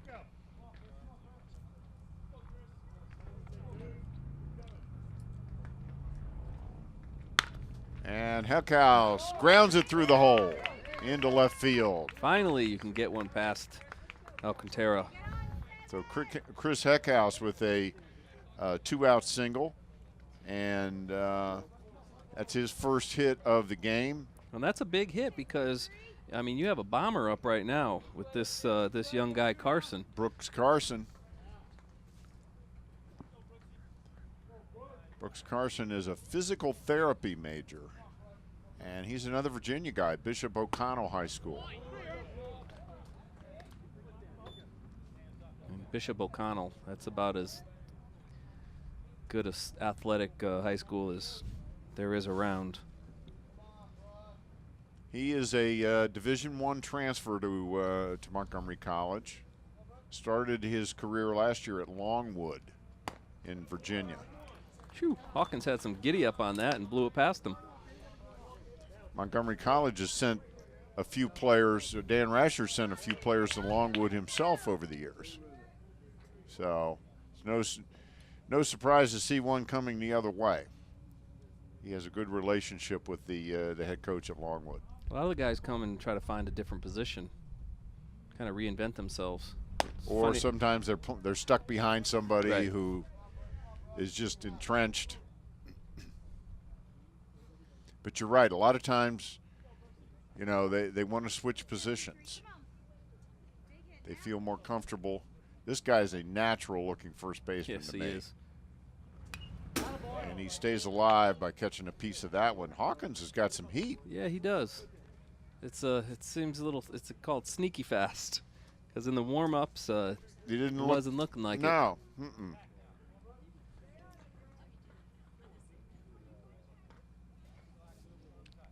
Carson was 1 for 3 in the first game with an RBI and a run scored. So this is his first at bat in the second game. He replaced Brant Petrie, who went out with a knee injury. We hope it's not serious. There's a pass ball, actually a wild pitch. That's a wild pitch. Wild pitch, yep. And Heckhouse strolls into second base. I think Hawkins, I'm not sure what that was. Not getting a good grip on the curveball or something. Just a bit outside. Well, that's clearly a wild pitch. So that puts Heckhouse in scoring position for Brooks Carson. Eddie Peguero on deck. Good little conversation out there. Probably, I mean, if you're going to look at imposing figures, you know, Brooks Carson's a big guy, got an open base at first. And, you know, no harm in being careful. And then, you know, try to battle with Eddie Peguero. 2 balls, 2 strikes, 2 outs. There's the pitch. And strike 3. And Brooks Carson, I think, thought it was low. Yeah, that was a good pitch. But by that Hawkins. was a good pitch. Boy, did he paint that corner.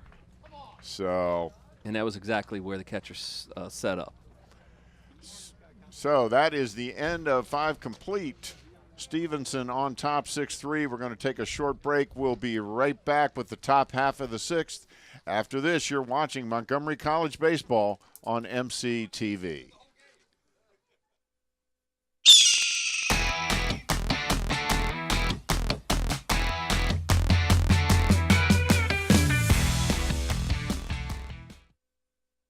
No matter where you're headed, no matter what your age, you'll find it all here at Montgomery College. Small class sizes, over 130 programs of study, seamless transfer options, state-of-the-art facilities, nationally ranked NJCAA athletics. The possibilities are endless at Montgomery College. Apply today.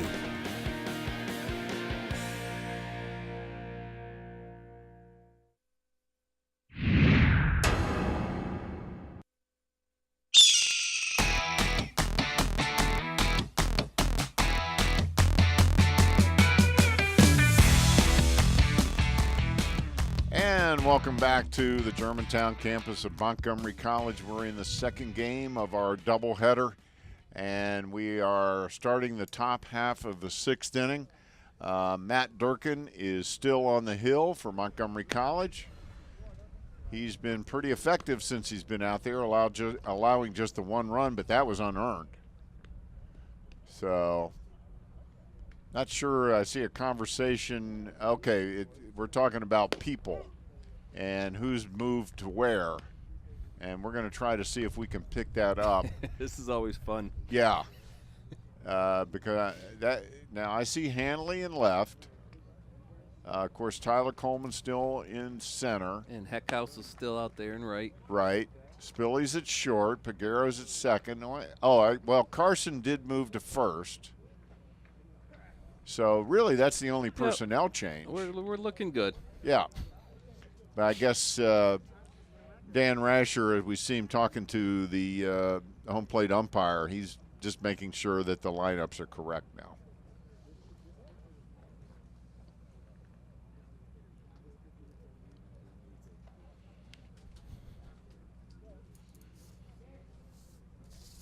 Dan Rasher, 300-plus career wins. He crossed the 300-win threshold back in late March when the Raptors beat the Shenandoah College junior varsity 9-5. What a tremendous career that guy's had. And I think we might be talking about Stevenson's changes. That's my guess, because I think they did some wheeling and dealing between players. Well, that may very well be true in terms of who's going to bat where. Right now we're looking at Andrew Freaka, followed by Mike Kelly, which is right. Mm-hmm. Yeah, we're going to have to make sure we have the proper batting order.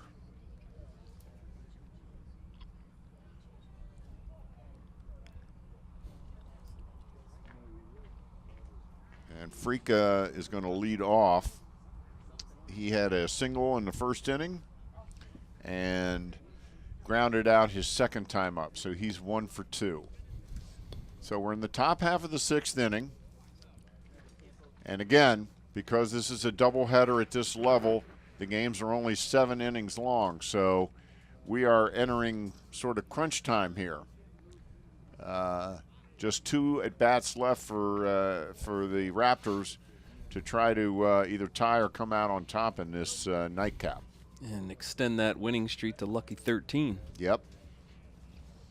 And they've got a tough week coming up. They're going to be playing Frederick, who is 1 step above them in Maryland JUCO. They're going to be playing Hartford, who is beating everybody by double digits. Yeah, and they're in first place. Yep, we talked to Coach Rasher, and I asked him who the team to beat is in Maryland, and he said it was Hartford. Yeah.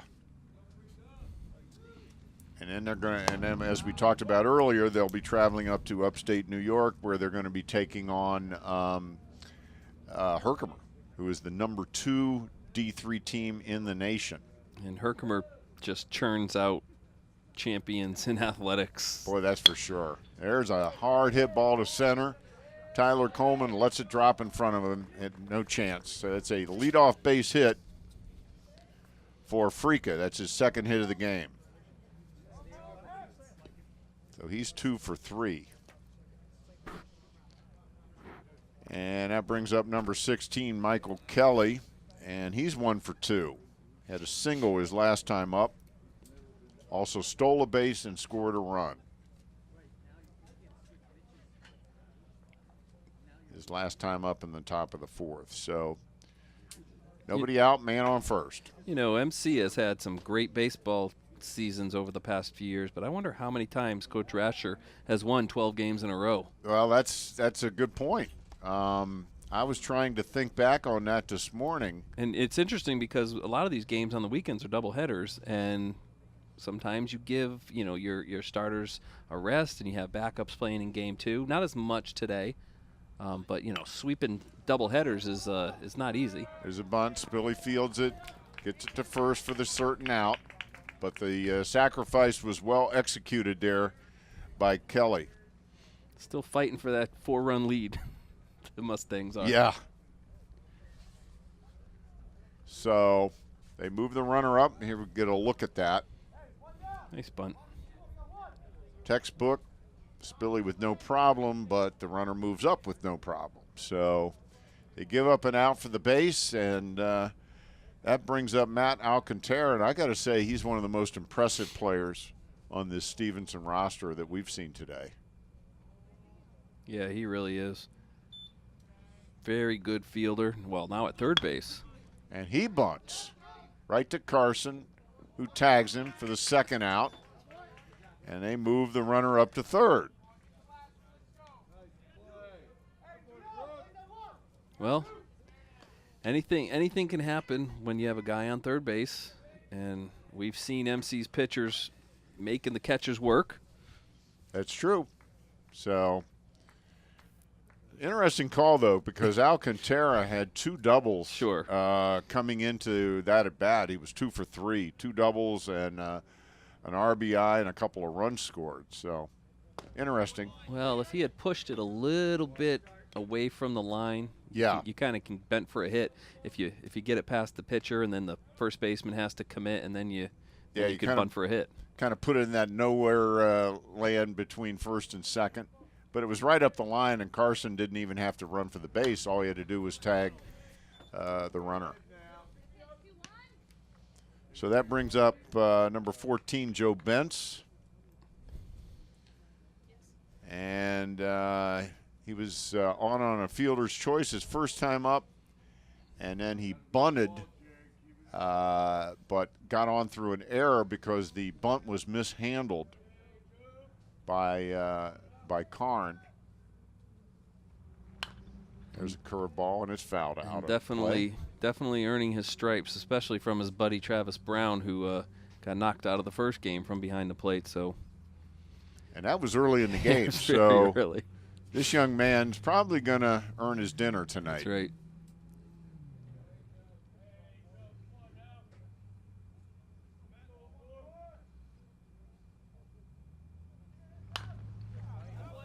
And he fouls off a good pitch.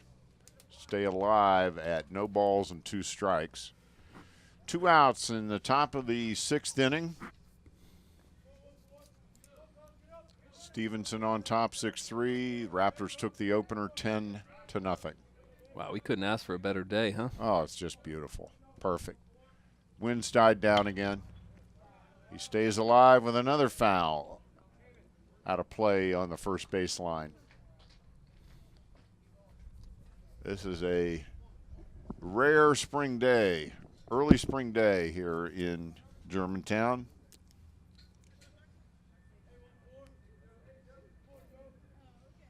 Boy, the way the weather was on just as recently as Friday, you never would have expected today to be so beautiful and the field to be in such great shape. There's a base hit, so all that bunting pays off as number 2, Andrew Frika, trots in with the 7th run of the game, and that gives Stevenson a 4-run lead. Well, Mustangs knew what they were doing. Yep. Right in the hole between third and shortstop.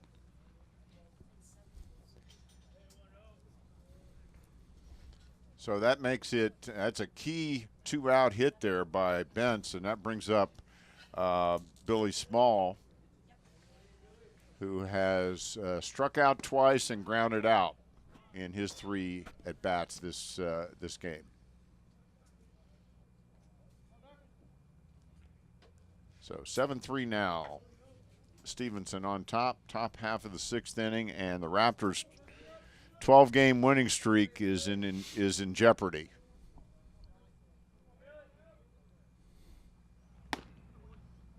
Strike on the corner. I must say this umpire has been consistent. Yeah. You know, the strike zone has not moved around. And like it or not, that's the strike zone. There goes the runner. There's the throw. It goes into center field, but Tyler Coleman backs it up, and the runner does not advance. So that's a stolen base He got for Bentz. He got a big-time jump. Yeah, he stole that off the pitcher.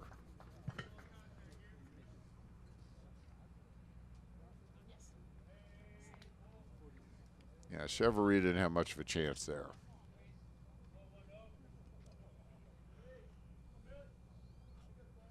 Well, Durkin's got to minimize damage here. Yeah, he needs to choke it off right here. Technically, you're still one swing from tying the game when it's 7-3. Yeah, and again, the runner got a good jump. So,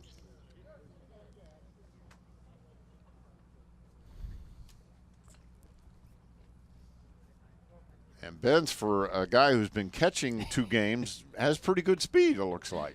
So he is quick. Anything into the outfield is likely going to score the 8th run of the game. You know, and he's on his horse, like you said, every pitch. And a good time to for the pickoff play. I think Antonio Pino actually just caught that off the top of his eye. Ooh. Ooh, that hit him in the face? I think it hit off the top of his hat. Real close. All right, 1 ball, 2 strikes, 2 outs, man on second base, 1 run already in the inning. And Durkin wanted that strike and Raptors, did not get it. Raptors wanted that. That didn't look a whole lot different from a couple of pitches ago that brought up the right hand.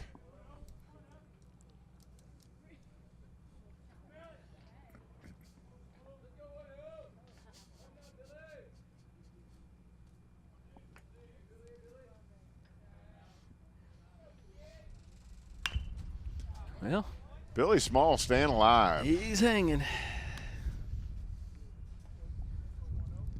He's a fan, I guess he's a fan of the Bee Gees. He's staying alive. Yes, he is. Took me a little while to catch up to that one. But I came around. I'm dating myself again, aren't I? Next I'll be referencing Glenn Miller. There's a foul. This time he decided to foul one off the third baseline. And that's where the cars are in the parking lot. Haven't been too many mortar shots to the parking lot today. That's right. Usually we get a couple that land precariously close to cars out there, or they'll hit a car. Last year, I believe we were here, and somebody got one right on the hood. But hey, if you've seen baseball out here, you park as far away as you can. So Billy Small having a tremendous – he's getting his money's worth with this at bat. And this time he grounds it right to Brooks Carson, who's right on the base for the 3rd out. So that ends the top half of the 6th, but Stevenson picks up an insurance run to push their lead to 7-3. And Marcus, while we have a couple of minutes here, a couple of seconds between innings, there's a new program going on at Montgomery College. It's called Register on Time 11:59. What's that all about? Priority registration for fall classes starts April 27th this year and goes through May 3rd, but that means register soon for fall classes, basically. Right. Register on time. Open registration begins at a normal time on May 4th. The thing is, you have to, and we're going to have a campaign, and it started. If you go to montgomerycollege.edu, you can't miss a big 11:59 graphic on the front of your page. With our friend the Raptor in That's it. right, our friend the Raptor. I'm close to that Raptor, I have to say. I know you are. But students have to be registered before your class starts, or risk being removed from the class. So it's fall classes. Everybody should go to montgomerycollege.edu, whether it be students that are already here. If it's new students to Montgomery College, go to montgomerycollege.edu and look up priority registration. Look up, and you can see 1159 right on the front page of our website, montgomerycollege.edu, and learn all about register on time. It's a new thing here at MC. And it'll tell you all the ins and outs as far as who can do it, why you should do it. But again, it's priority registration. And another thing, while we're at talking about registration, new students that come to Montgomery College. So if you're an MCPS right now and you're going to come to Montgomery College next fall, you have to get an orientation. You cannot become a student at Montgomery College without your new student orientation. And those are held all the time, and you can also find a schedule of those off our website. So it is mandatory. That's the word I guess I should use. All right, we not sure what's going on here. I believe the catcher took one off the hand. I think we're going to bring Travis Brown in again. And so they are making lineup changes here.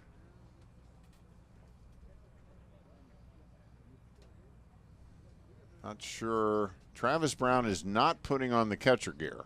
I have a feeling he's going to play a field position, and they brought someone else in to play catcher. Well, this is going to answer your question, how many catchers did Stevenson bring today? And the answer will be 3.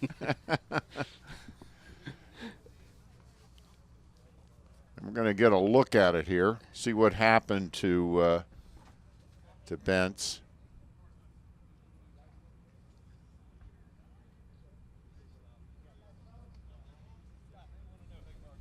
I think he actually, it was either wrist or thumb. Yeah, he did something. He Yeah, put his hand down awkwardly. Yeah, it was definitely his glove hand. Boy, that was a real good look at that. Super slow-mo. Our ace center field camera guy out there, Corey Wallace, and of course our intrepid replay operators in the truck, under the coordination and direction of Scott Youngblood. Scott, I love my Orioles, Youngblood. Yep, he loves his Orioles. Of course, I do too. So I'm not sure. I guess we're waiting for someone to don the, they used to call them the tools of ignorance, but I don't believe that. I don't think that's, I think that was somebody being funny, because that's not true. And it looks like the same catcher. It's the same catcher. And Gory Siobhan went over there, worked some of her magic, and here we are, Mr. Bentz. His arm is as good as new. That's right. Gory touched it, and boom, he's better. I don't think he's wearing a batting glove anymore.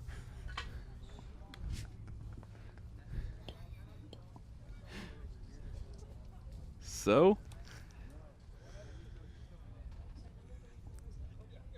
And, yeah, Travis Brown has moved to third base.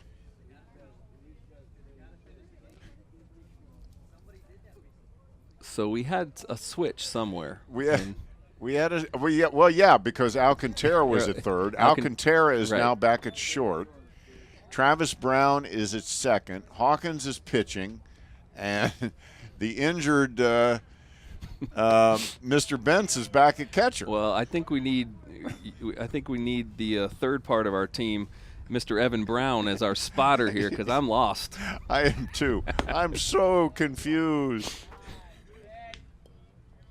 Anyway, Eddie Piguero is up, and he is 1 for 2 on the game. Grounded out to short and singled his last time up. There's a hard hit ball to Brown. Brown fields it, throws to first for the out. And it's good to see Travis Brown back in the game.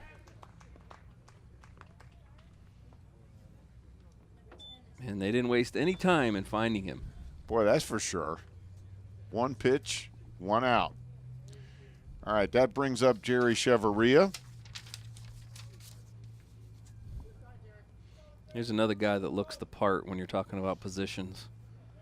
He's a catcher. He really does look like a catcher. I mean, he's got the body type.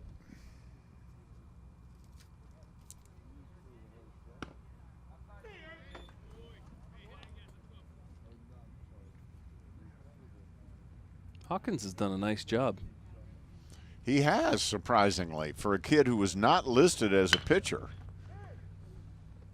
And there's a grounder to short. Alcantara with the routine play. and yeah, our first baseman did a little bit too much of the Major League Baseball. My foot is on the bag, yet it's not, and I'm going to throw it around the infield. But the umpire still calls him out.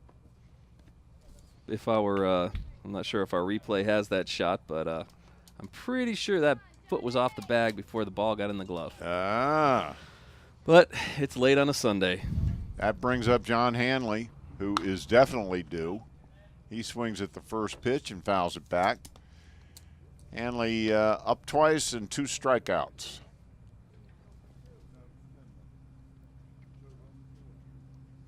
Yeah, he came in red hot, and he's cooled off today. Mr. Hawkins, boy, did he pull the string on that, huh? That was like a sidearm. Probably threw that ball at about 65 miles an hour.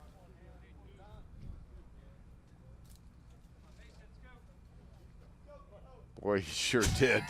That was almost an Ephus pitch.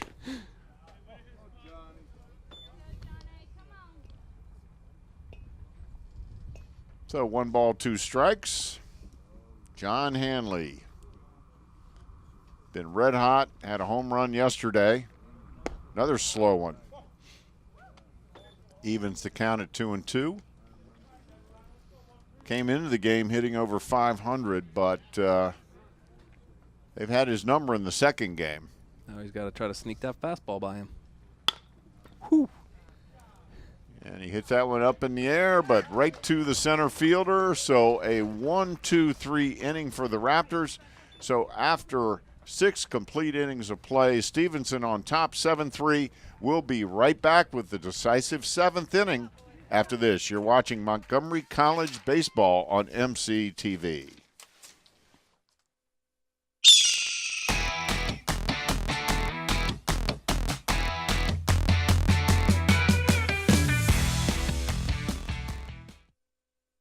No matter where you're headed, no matter what your age, you'll find it all here at Montgomery College. Small class sizes, flexible scheduling, over 130 programs of study, award-winning faculty, nationally ranked NJCAA athletics. The possibilities are endless at Montgomery College. Apply today.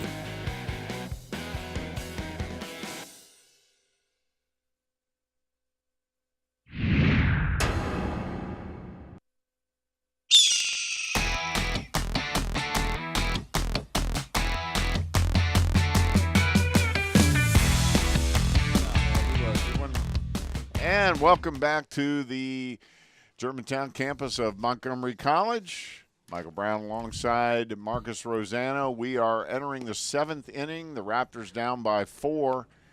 And so it's all up to number 21, Matt Durkin, on the hill to keep it there. And then the Raptors need some kind of a rally in the bottom of the 7th to keep their 12-game winning streak intact. We do have a defensive change. Gus Gill has moved to third base. He takes over for Mitch Spilley, who you and I both noted that he didn't look like he was running all that easily. Yeah, one of the times that I think he was rounding first base, jogging into second base on a double. He was kind of limping it around. We'll see. I don't know if we can get a shot of him, but I saw him take his game jersey off, and I'm pretty sure that that'll do it for Mr. Spilley. But he's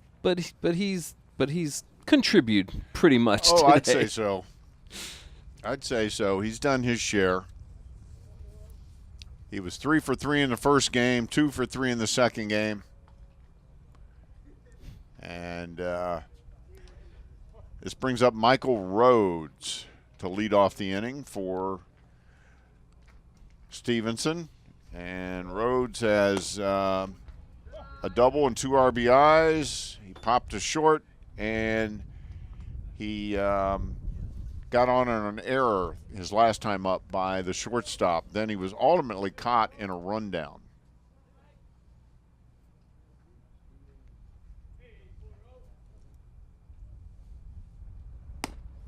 Pitch out. Oh, that time he called it a strike. 1 ball, 1 strike. Durkin's done a nice job today. Yeah, he has. I mean, he's definitely kept them in the game. He's given up just the 1 run.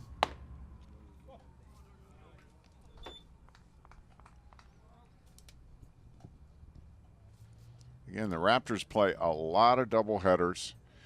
They played a doubleheader yesterday. They have a doubleheader today. They have a doubleheader Tuesday. They have a doubleheader Wednesday. That's a lot of innings.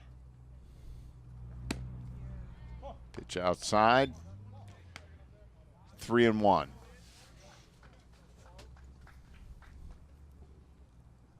Raptors took a doubleheader yesterday from their Region 20 rival, Westmoreland, 4-2, 9-0. Of course, Westmoreland is the team that eliminated them last year in the Region 20 championship. So a bit of revenge, but not the ultimate revenge. The ultimate revenge will come in the Region 20 tournament, which comes up the 2nd week in May. Yes, indeed. So walk issued to the leadoff hitter, and Dan Rasher calling for the bullpen. It's hard to believe that the 2nd week of May and tournament season starts. I know. Such a short season. It really is. And, of course, with the weather around here, you know, as we noted earlier, the Raptors lost their first 9 games to bad weather. And Corey Dirks is coming in to pitch. No, he's not. Antonio Pino is going to pitch. Dirks is probably going to second base. Yeah, I wanted to see Pino pitch. Like I said earlier, I was surprised when I saw that he's got 6 saves. Well, he is the closer. And He's got a little bit of a sidearm action. yeah, he comes down low with it. The arm slot is low.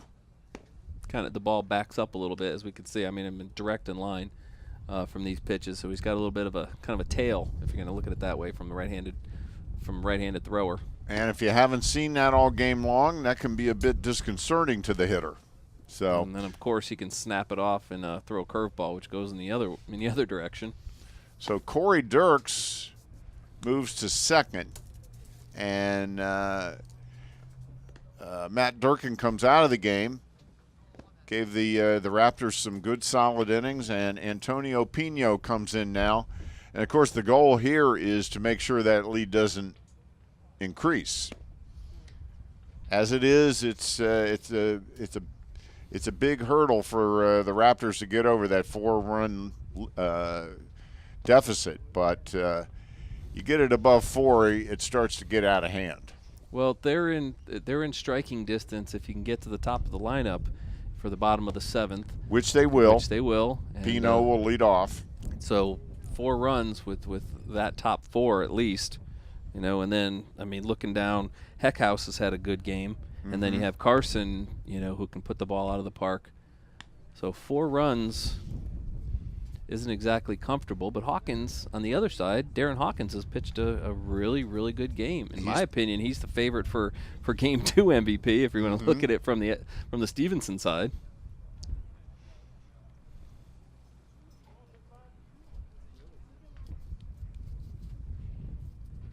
All right, so we shall see what happens now. Tim Hogan facing Antonio Pino. Hogan has a couple of singles, and then he grounded out to second base. He also has an RBI on the day. So he's 2 for 3. And again, the job of Pino is to make sure that Rhodes does not score. Shows bunt. And does tip it, but foul.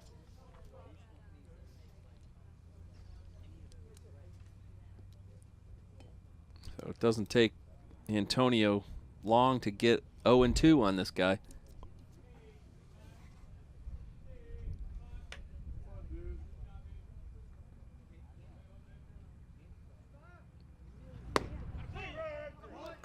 And right on the outside corner. Looked a little wide, but Did, and there's that tailing away fastball that he's got coming from that sort of three-quarter arm slot, I guess you'd call it.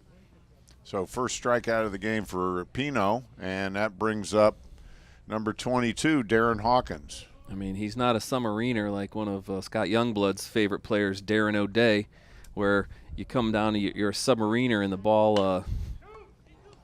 Ground ball back to Pino, and they don't get either out. As Pino's throw It pulled Peguero off second. Yeah, it pulled him way off second. And so Darren Hawkins gets on through an error. He had 2 hits coming into that at bat, so he's been a thorn in the side of the Raptors this entire second game. That brings up Matt Phillips, and Phillips is hitting for Bell. And this is some of the maneuvering that I think we might have gotten a little generous call from the umpire. The batter or the runner actually thought he was out. He's watch. Wow. He's out. Yeah, I think we might have missed that one. Unfortunately for the umpires, you can see in that beautiful replay, he couldn't see. He didn't have a good angle. Right. He didn't have a good angle on the side of the base where the foot was. So That's right. that's kind of a key play there, and definitely from the looks of our replay, definitely a missed call. And the runner kept going, thinking he was going to come back to the dugout. Right. So, yeah, the runner thought he was out as well. So. Well, it's a long day for the umpires as well. That shows the beauty of our replay. Yes, it does. And the camera work. And the bane of the umpire. Yeah. Well, you know they hate it. Yeah, well, they have. If you watch a Major League Baseball game on TV now, they actually go to the replay, which to me is just, it's unbelievable. I don't like it. I got to admit, I don't like it. I know people say, well, they got to get it right and they have the technology, but it slows down a game that people are already complaining is too slow. And there's a strikeout as Matt Phillips goes down swinging. They haven't gotten anything out of that DH position in this game. 3 strikeouts and a double play. That's not very productive. And that brings up Frica.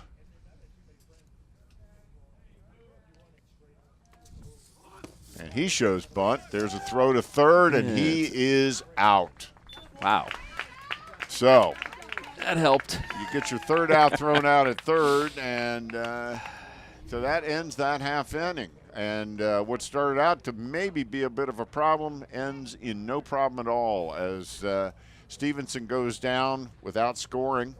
So we are going to keep it here as we are ready to move into the bottom half of the 7th inning, and this is it for the Raptors. This is it. If they don't score 4 or more, they go down to defeat, and that is the end of their winning streak. Well, but they've got the top of the order up, so you can't ask for more than that. Antonio Pino we haven't seen who's coming out to pitch yet.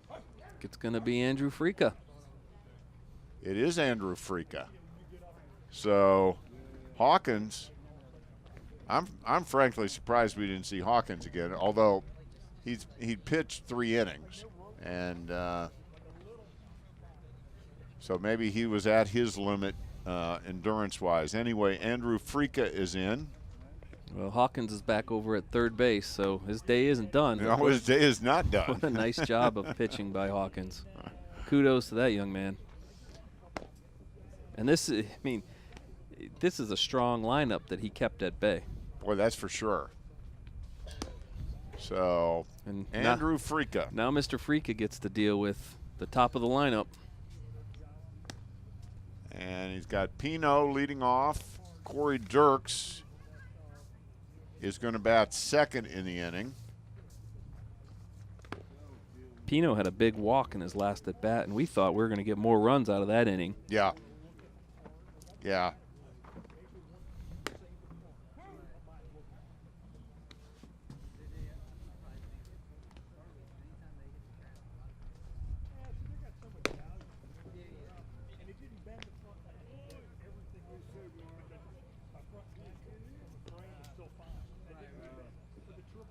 Well, for a relief pitcher, this is not a save situation for No. those fantasy nuts. If my closer was in a 4-run game, I would be upset because he would probably promptly give up 4 runs for nothing. So it is not a save situation when you're up by 4. But I don't think Andrew Freaka cares about a save right now. No, because this is a pretty scary lineup he's looking at. What he cares about is protecting that lead. But he's not going to be facing Spilly because Spilly's out of the game. And so we have Corey Dirks batting behind Pino. And then, of course, Tyler Coleman. There's a strike to even the count at 1-1. And Antonio is due in this game. He struck out, popped to center, and walked. Did score a run.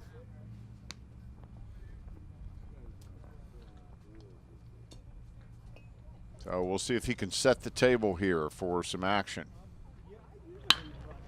There's a hard hit ball, but right at the right fielder. Yep. For the first out of the inning. And that brings up Corey Dirks, who was the winning pitcher in the first game. Pitched 5 shutout innings against Stevenson to get his 3rd win of the season and lower his ERA, which was already at a gaudy 1.13. That's so he's probably down near 1 now after today's outing. Well, one thing's for certain: if you play MC. Ooh, and he just took one for the team. Yes, he did. If you play MC and you get Antonio Pino to go 0 for 3, then you did a pretty good job. That's for sure. That is for sure. Because that takes a lot off the table when you're talking about your 2, 3, and 4 hitters to keep that guy off the base. All right, that brings up Tyler Coleman. And the umpire's going to go have a chat with Andrew Freaka.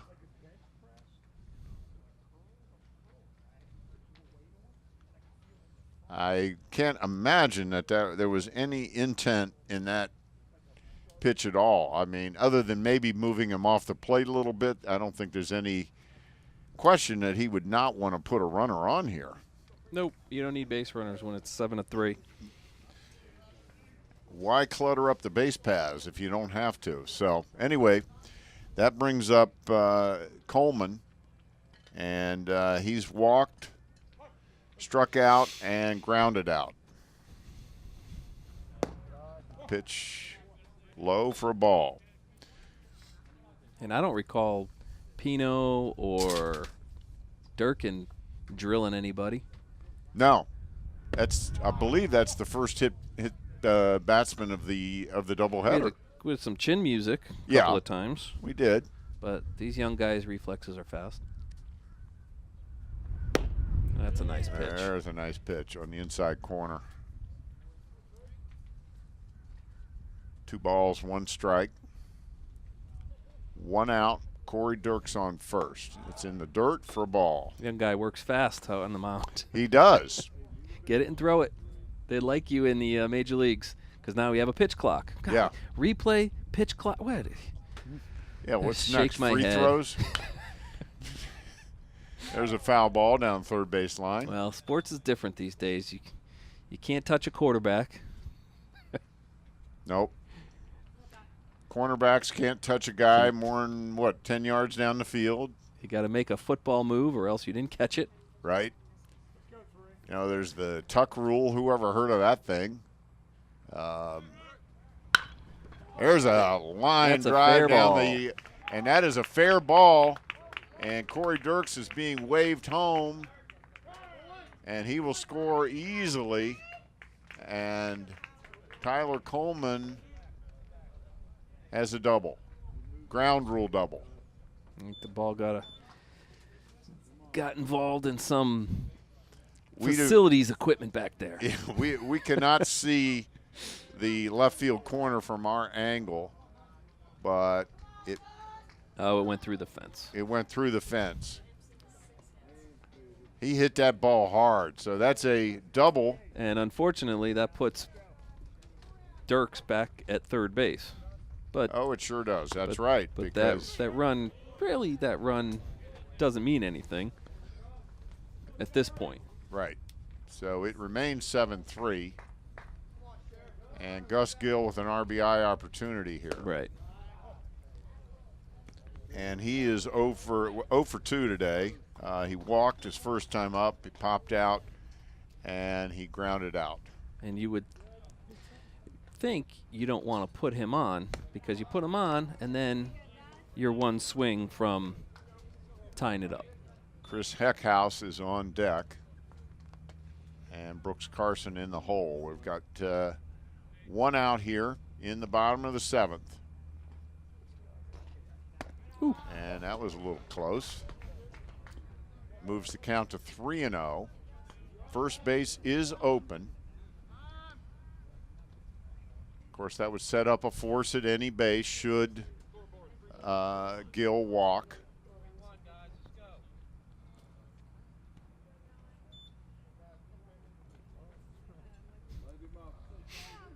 So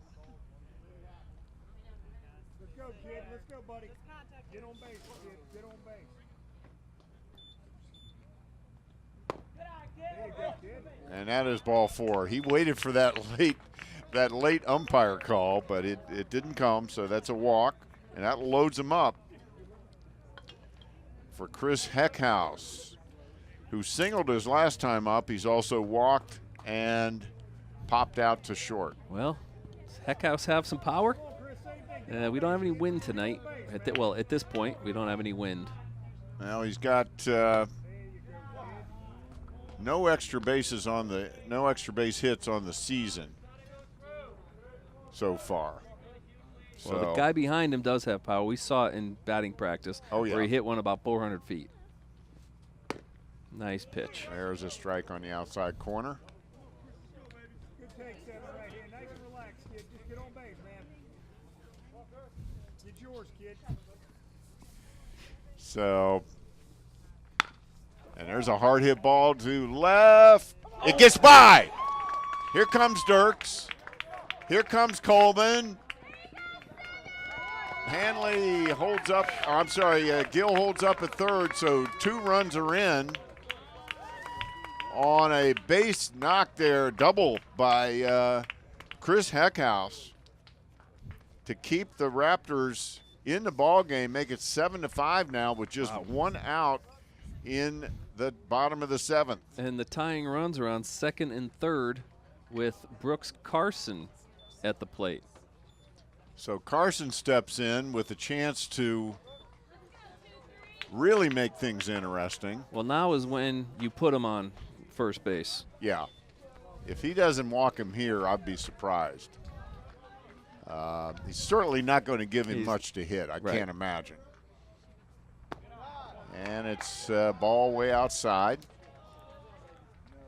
So Chris Heckhouse on top of that pitch. Drives it out to left field. The left fielder made a valiant attempt, could not come up with it. 2 runs scored. And Brooks Carson, who is definitely due, is up. He struck out his last time up. And he wasn't happy about it, so he is due. And he pops it up foul over the top of us. And I don't know if he's going to get a better pitch to hit, to be honest with you. No, he was on it, but just a tad late. I'm surprised they're pitching to him here, but Frica going after him. Well, either way, you have a speedy Peguero on deck, and he'd be hard to double off regardless. Outside. Stevenson thought they had strike 3. Really close, really close. You could hear a lot of chatter coming out of that Stevenson bench. Really close. 2 balls, 2 strikes. And Brooks was fooled. 1 out, just 1 out though. And that's in the dirt, not far enough away to let Gill score as Joe Bentz hops out of his position there. I tell you, for a guy that's got a lot of innings, he did a good job. Well, you know, pouncing on it. We've watched him run around the bases, so he's light on his feet. Yeah. You know, he's But quick. He's not your prototypical catcher from a body style. All right, 3 balls, 2 strikes, 2 on. It's a 2-run ball game. Carson up the middle. It does not get through. Alcantara gets it, but a run does score. So that's a fielder's choice RBI for Carson. And now all of a sudden it's a 1-run game. The tying run is 90 feet away in the person of Chris Heckhouse. And Alcantara made a great play. Boy, he sure did. You had to make that throw on a line so that there's no chance that that tying runner is sitting on third with 1 out. Nice stretch. Nice stretch, and well played by Stevenson there. But Alcantara, boy, he's impressed us all day long. Yep, that's a good player. And that's making a play when it counted, too. Yeah, when you got a lot of pressure on you. So, speaking of pressure, Eddie Peguero's wearing a bit of that himself right now as he comes up with 2 outs, bottom of the 7th inning.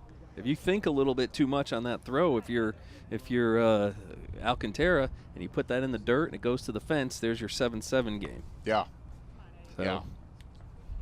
Pressure situation, nice play. And a good pitch there by Frica.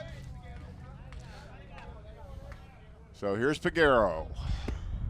Takes first pitch outside for a ball.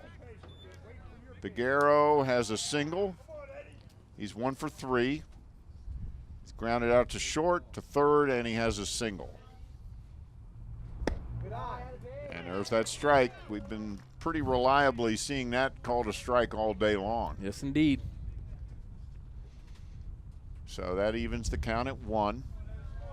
Raptors rallying here for 3.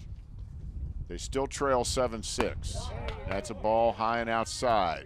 That's one the umpire hasn't given today. He likes them low.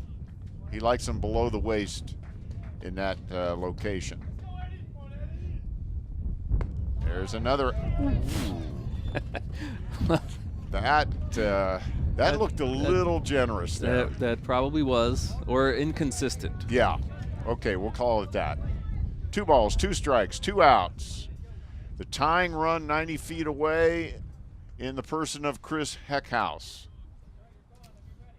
Eddie Peguero. Frica's pitch. Fouls it back, stay alive. Got a piece of it. Big spot for young Mr. Peguero. We've been talking about how well he's played in the field. So let's see what he can do with the bat here. He's 1 for 3 in the game. There's a ground ball to Alcantara. The throw, and he got him. And we're going to take one more look at that, but that is the end of the ball game. Let's take a look at that. Ground ball to Alcantara, took his time,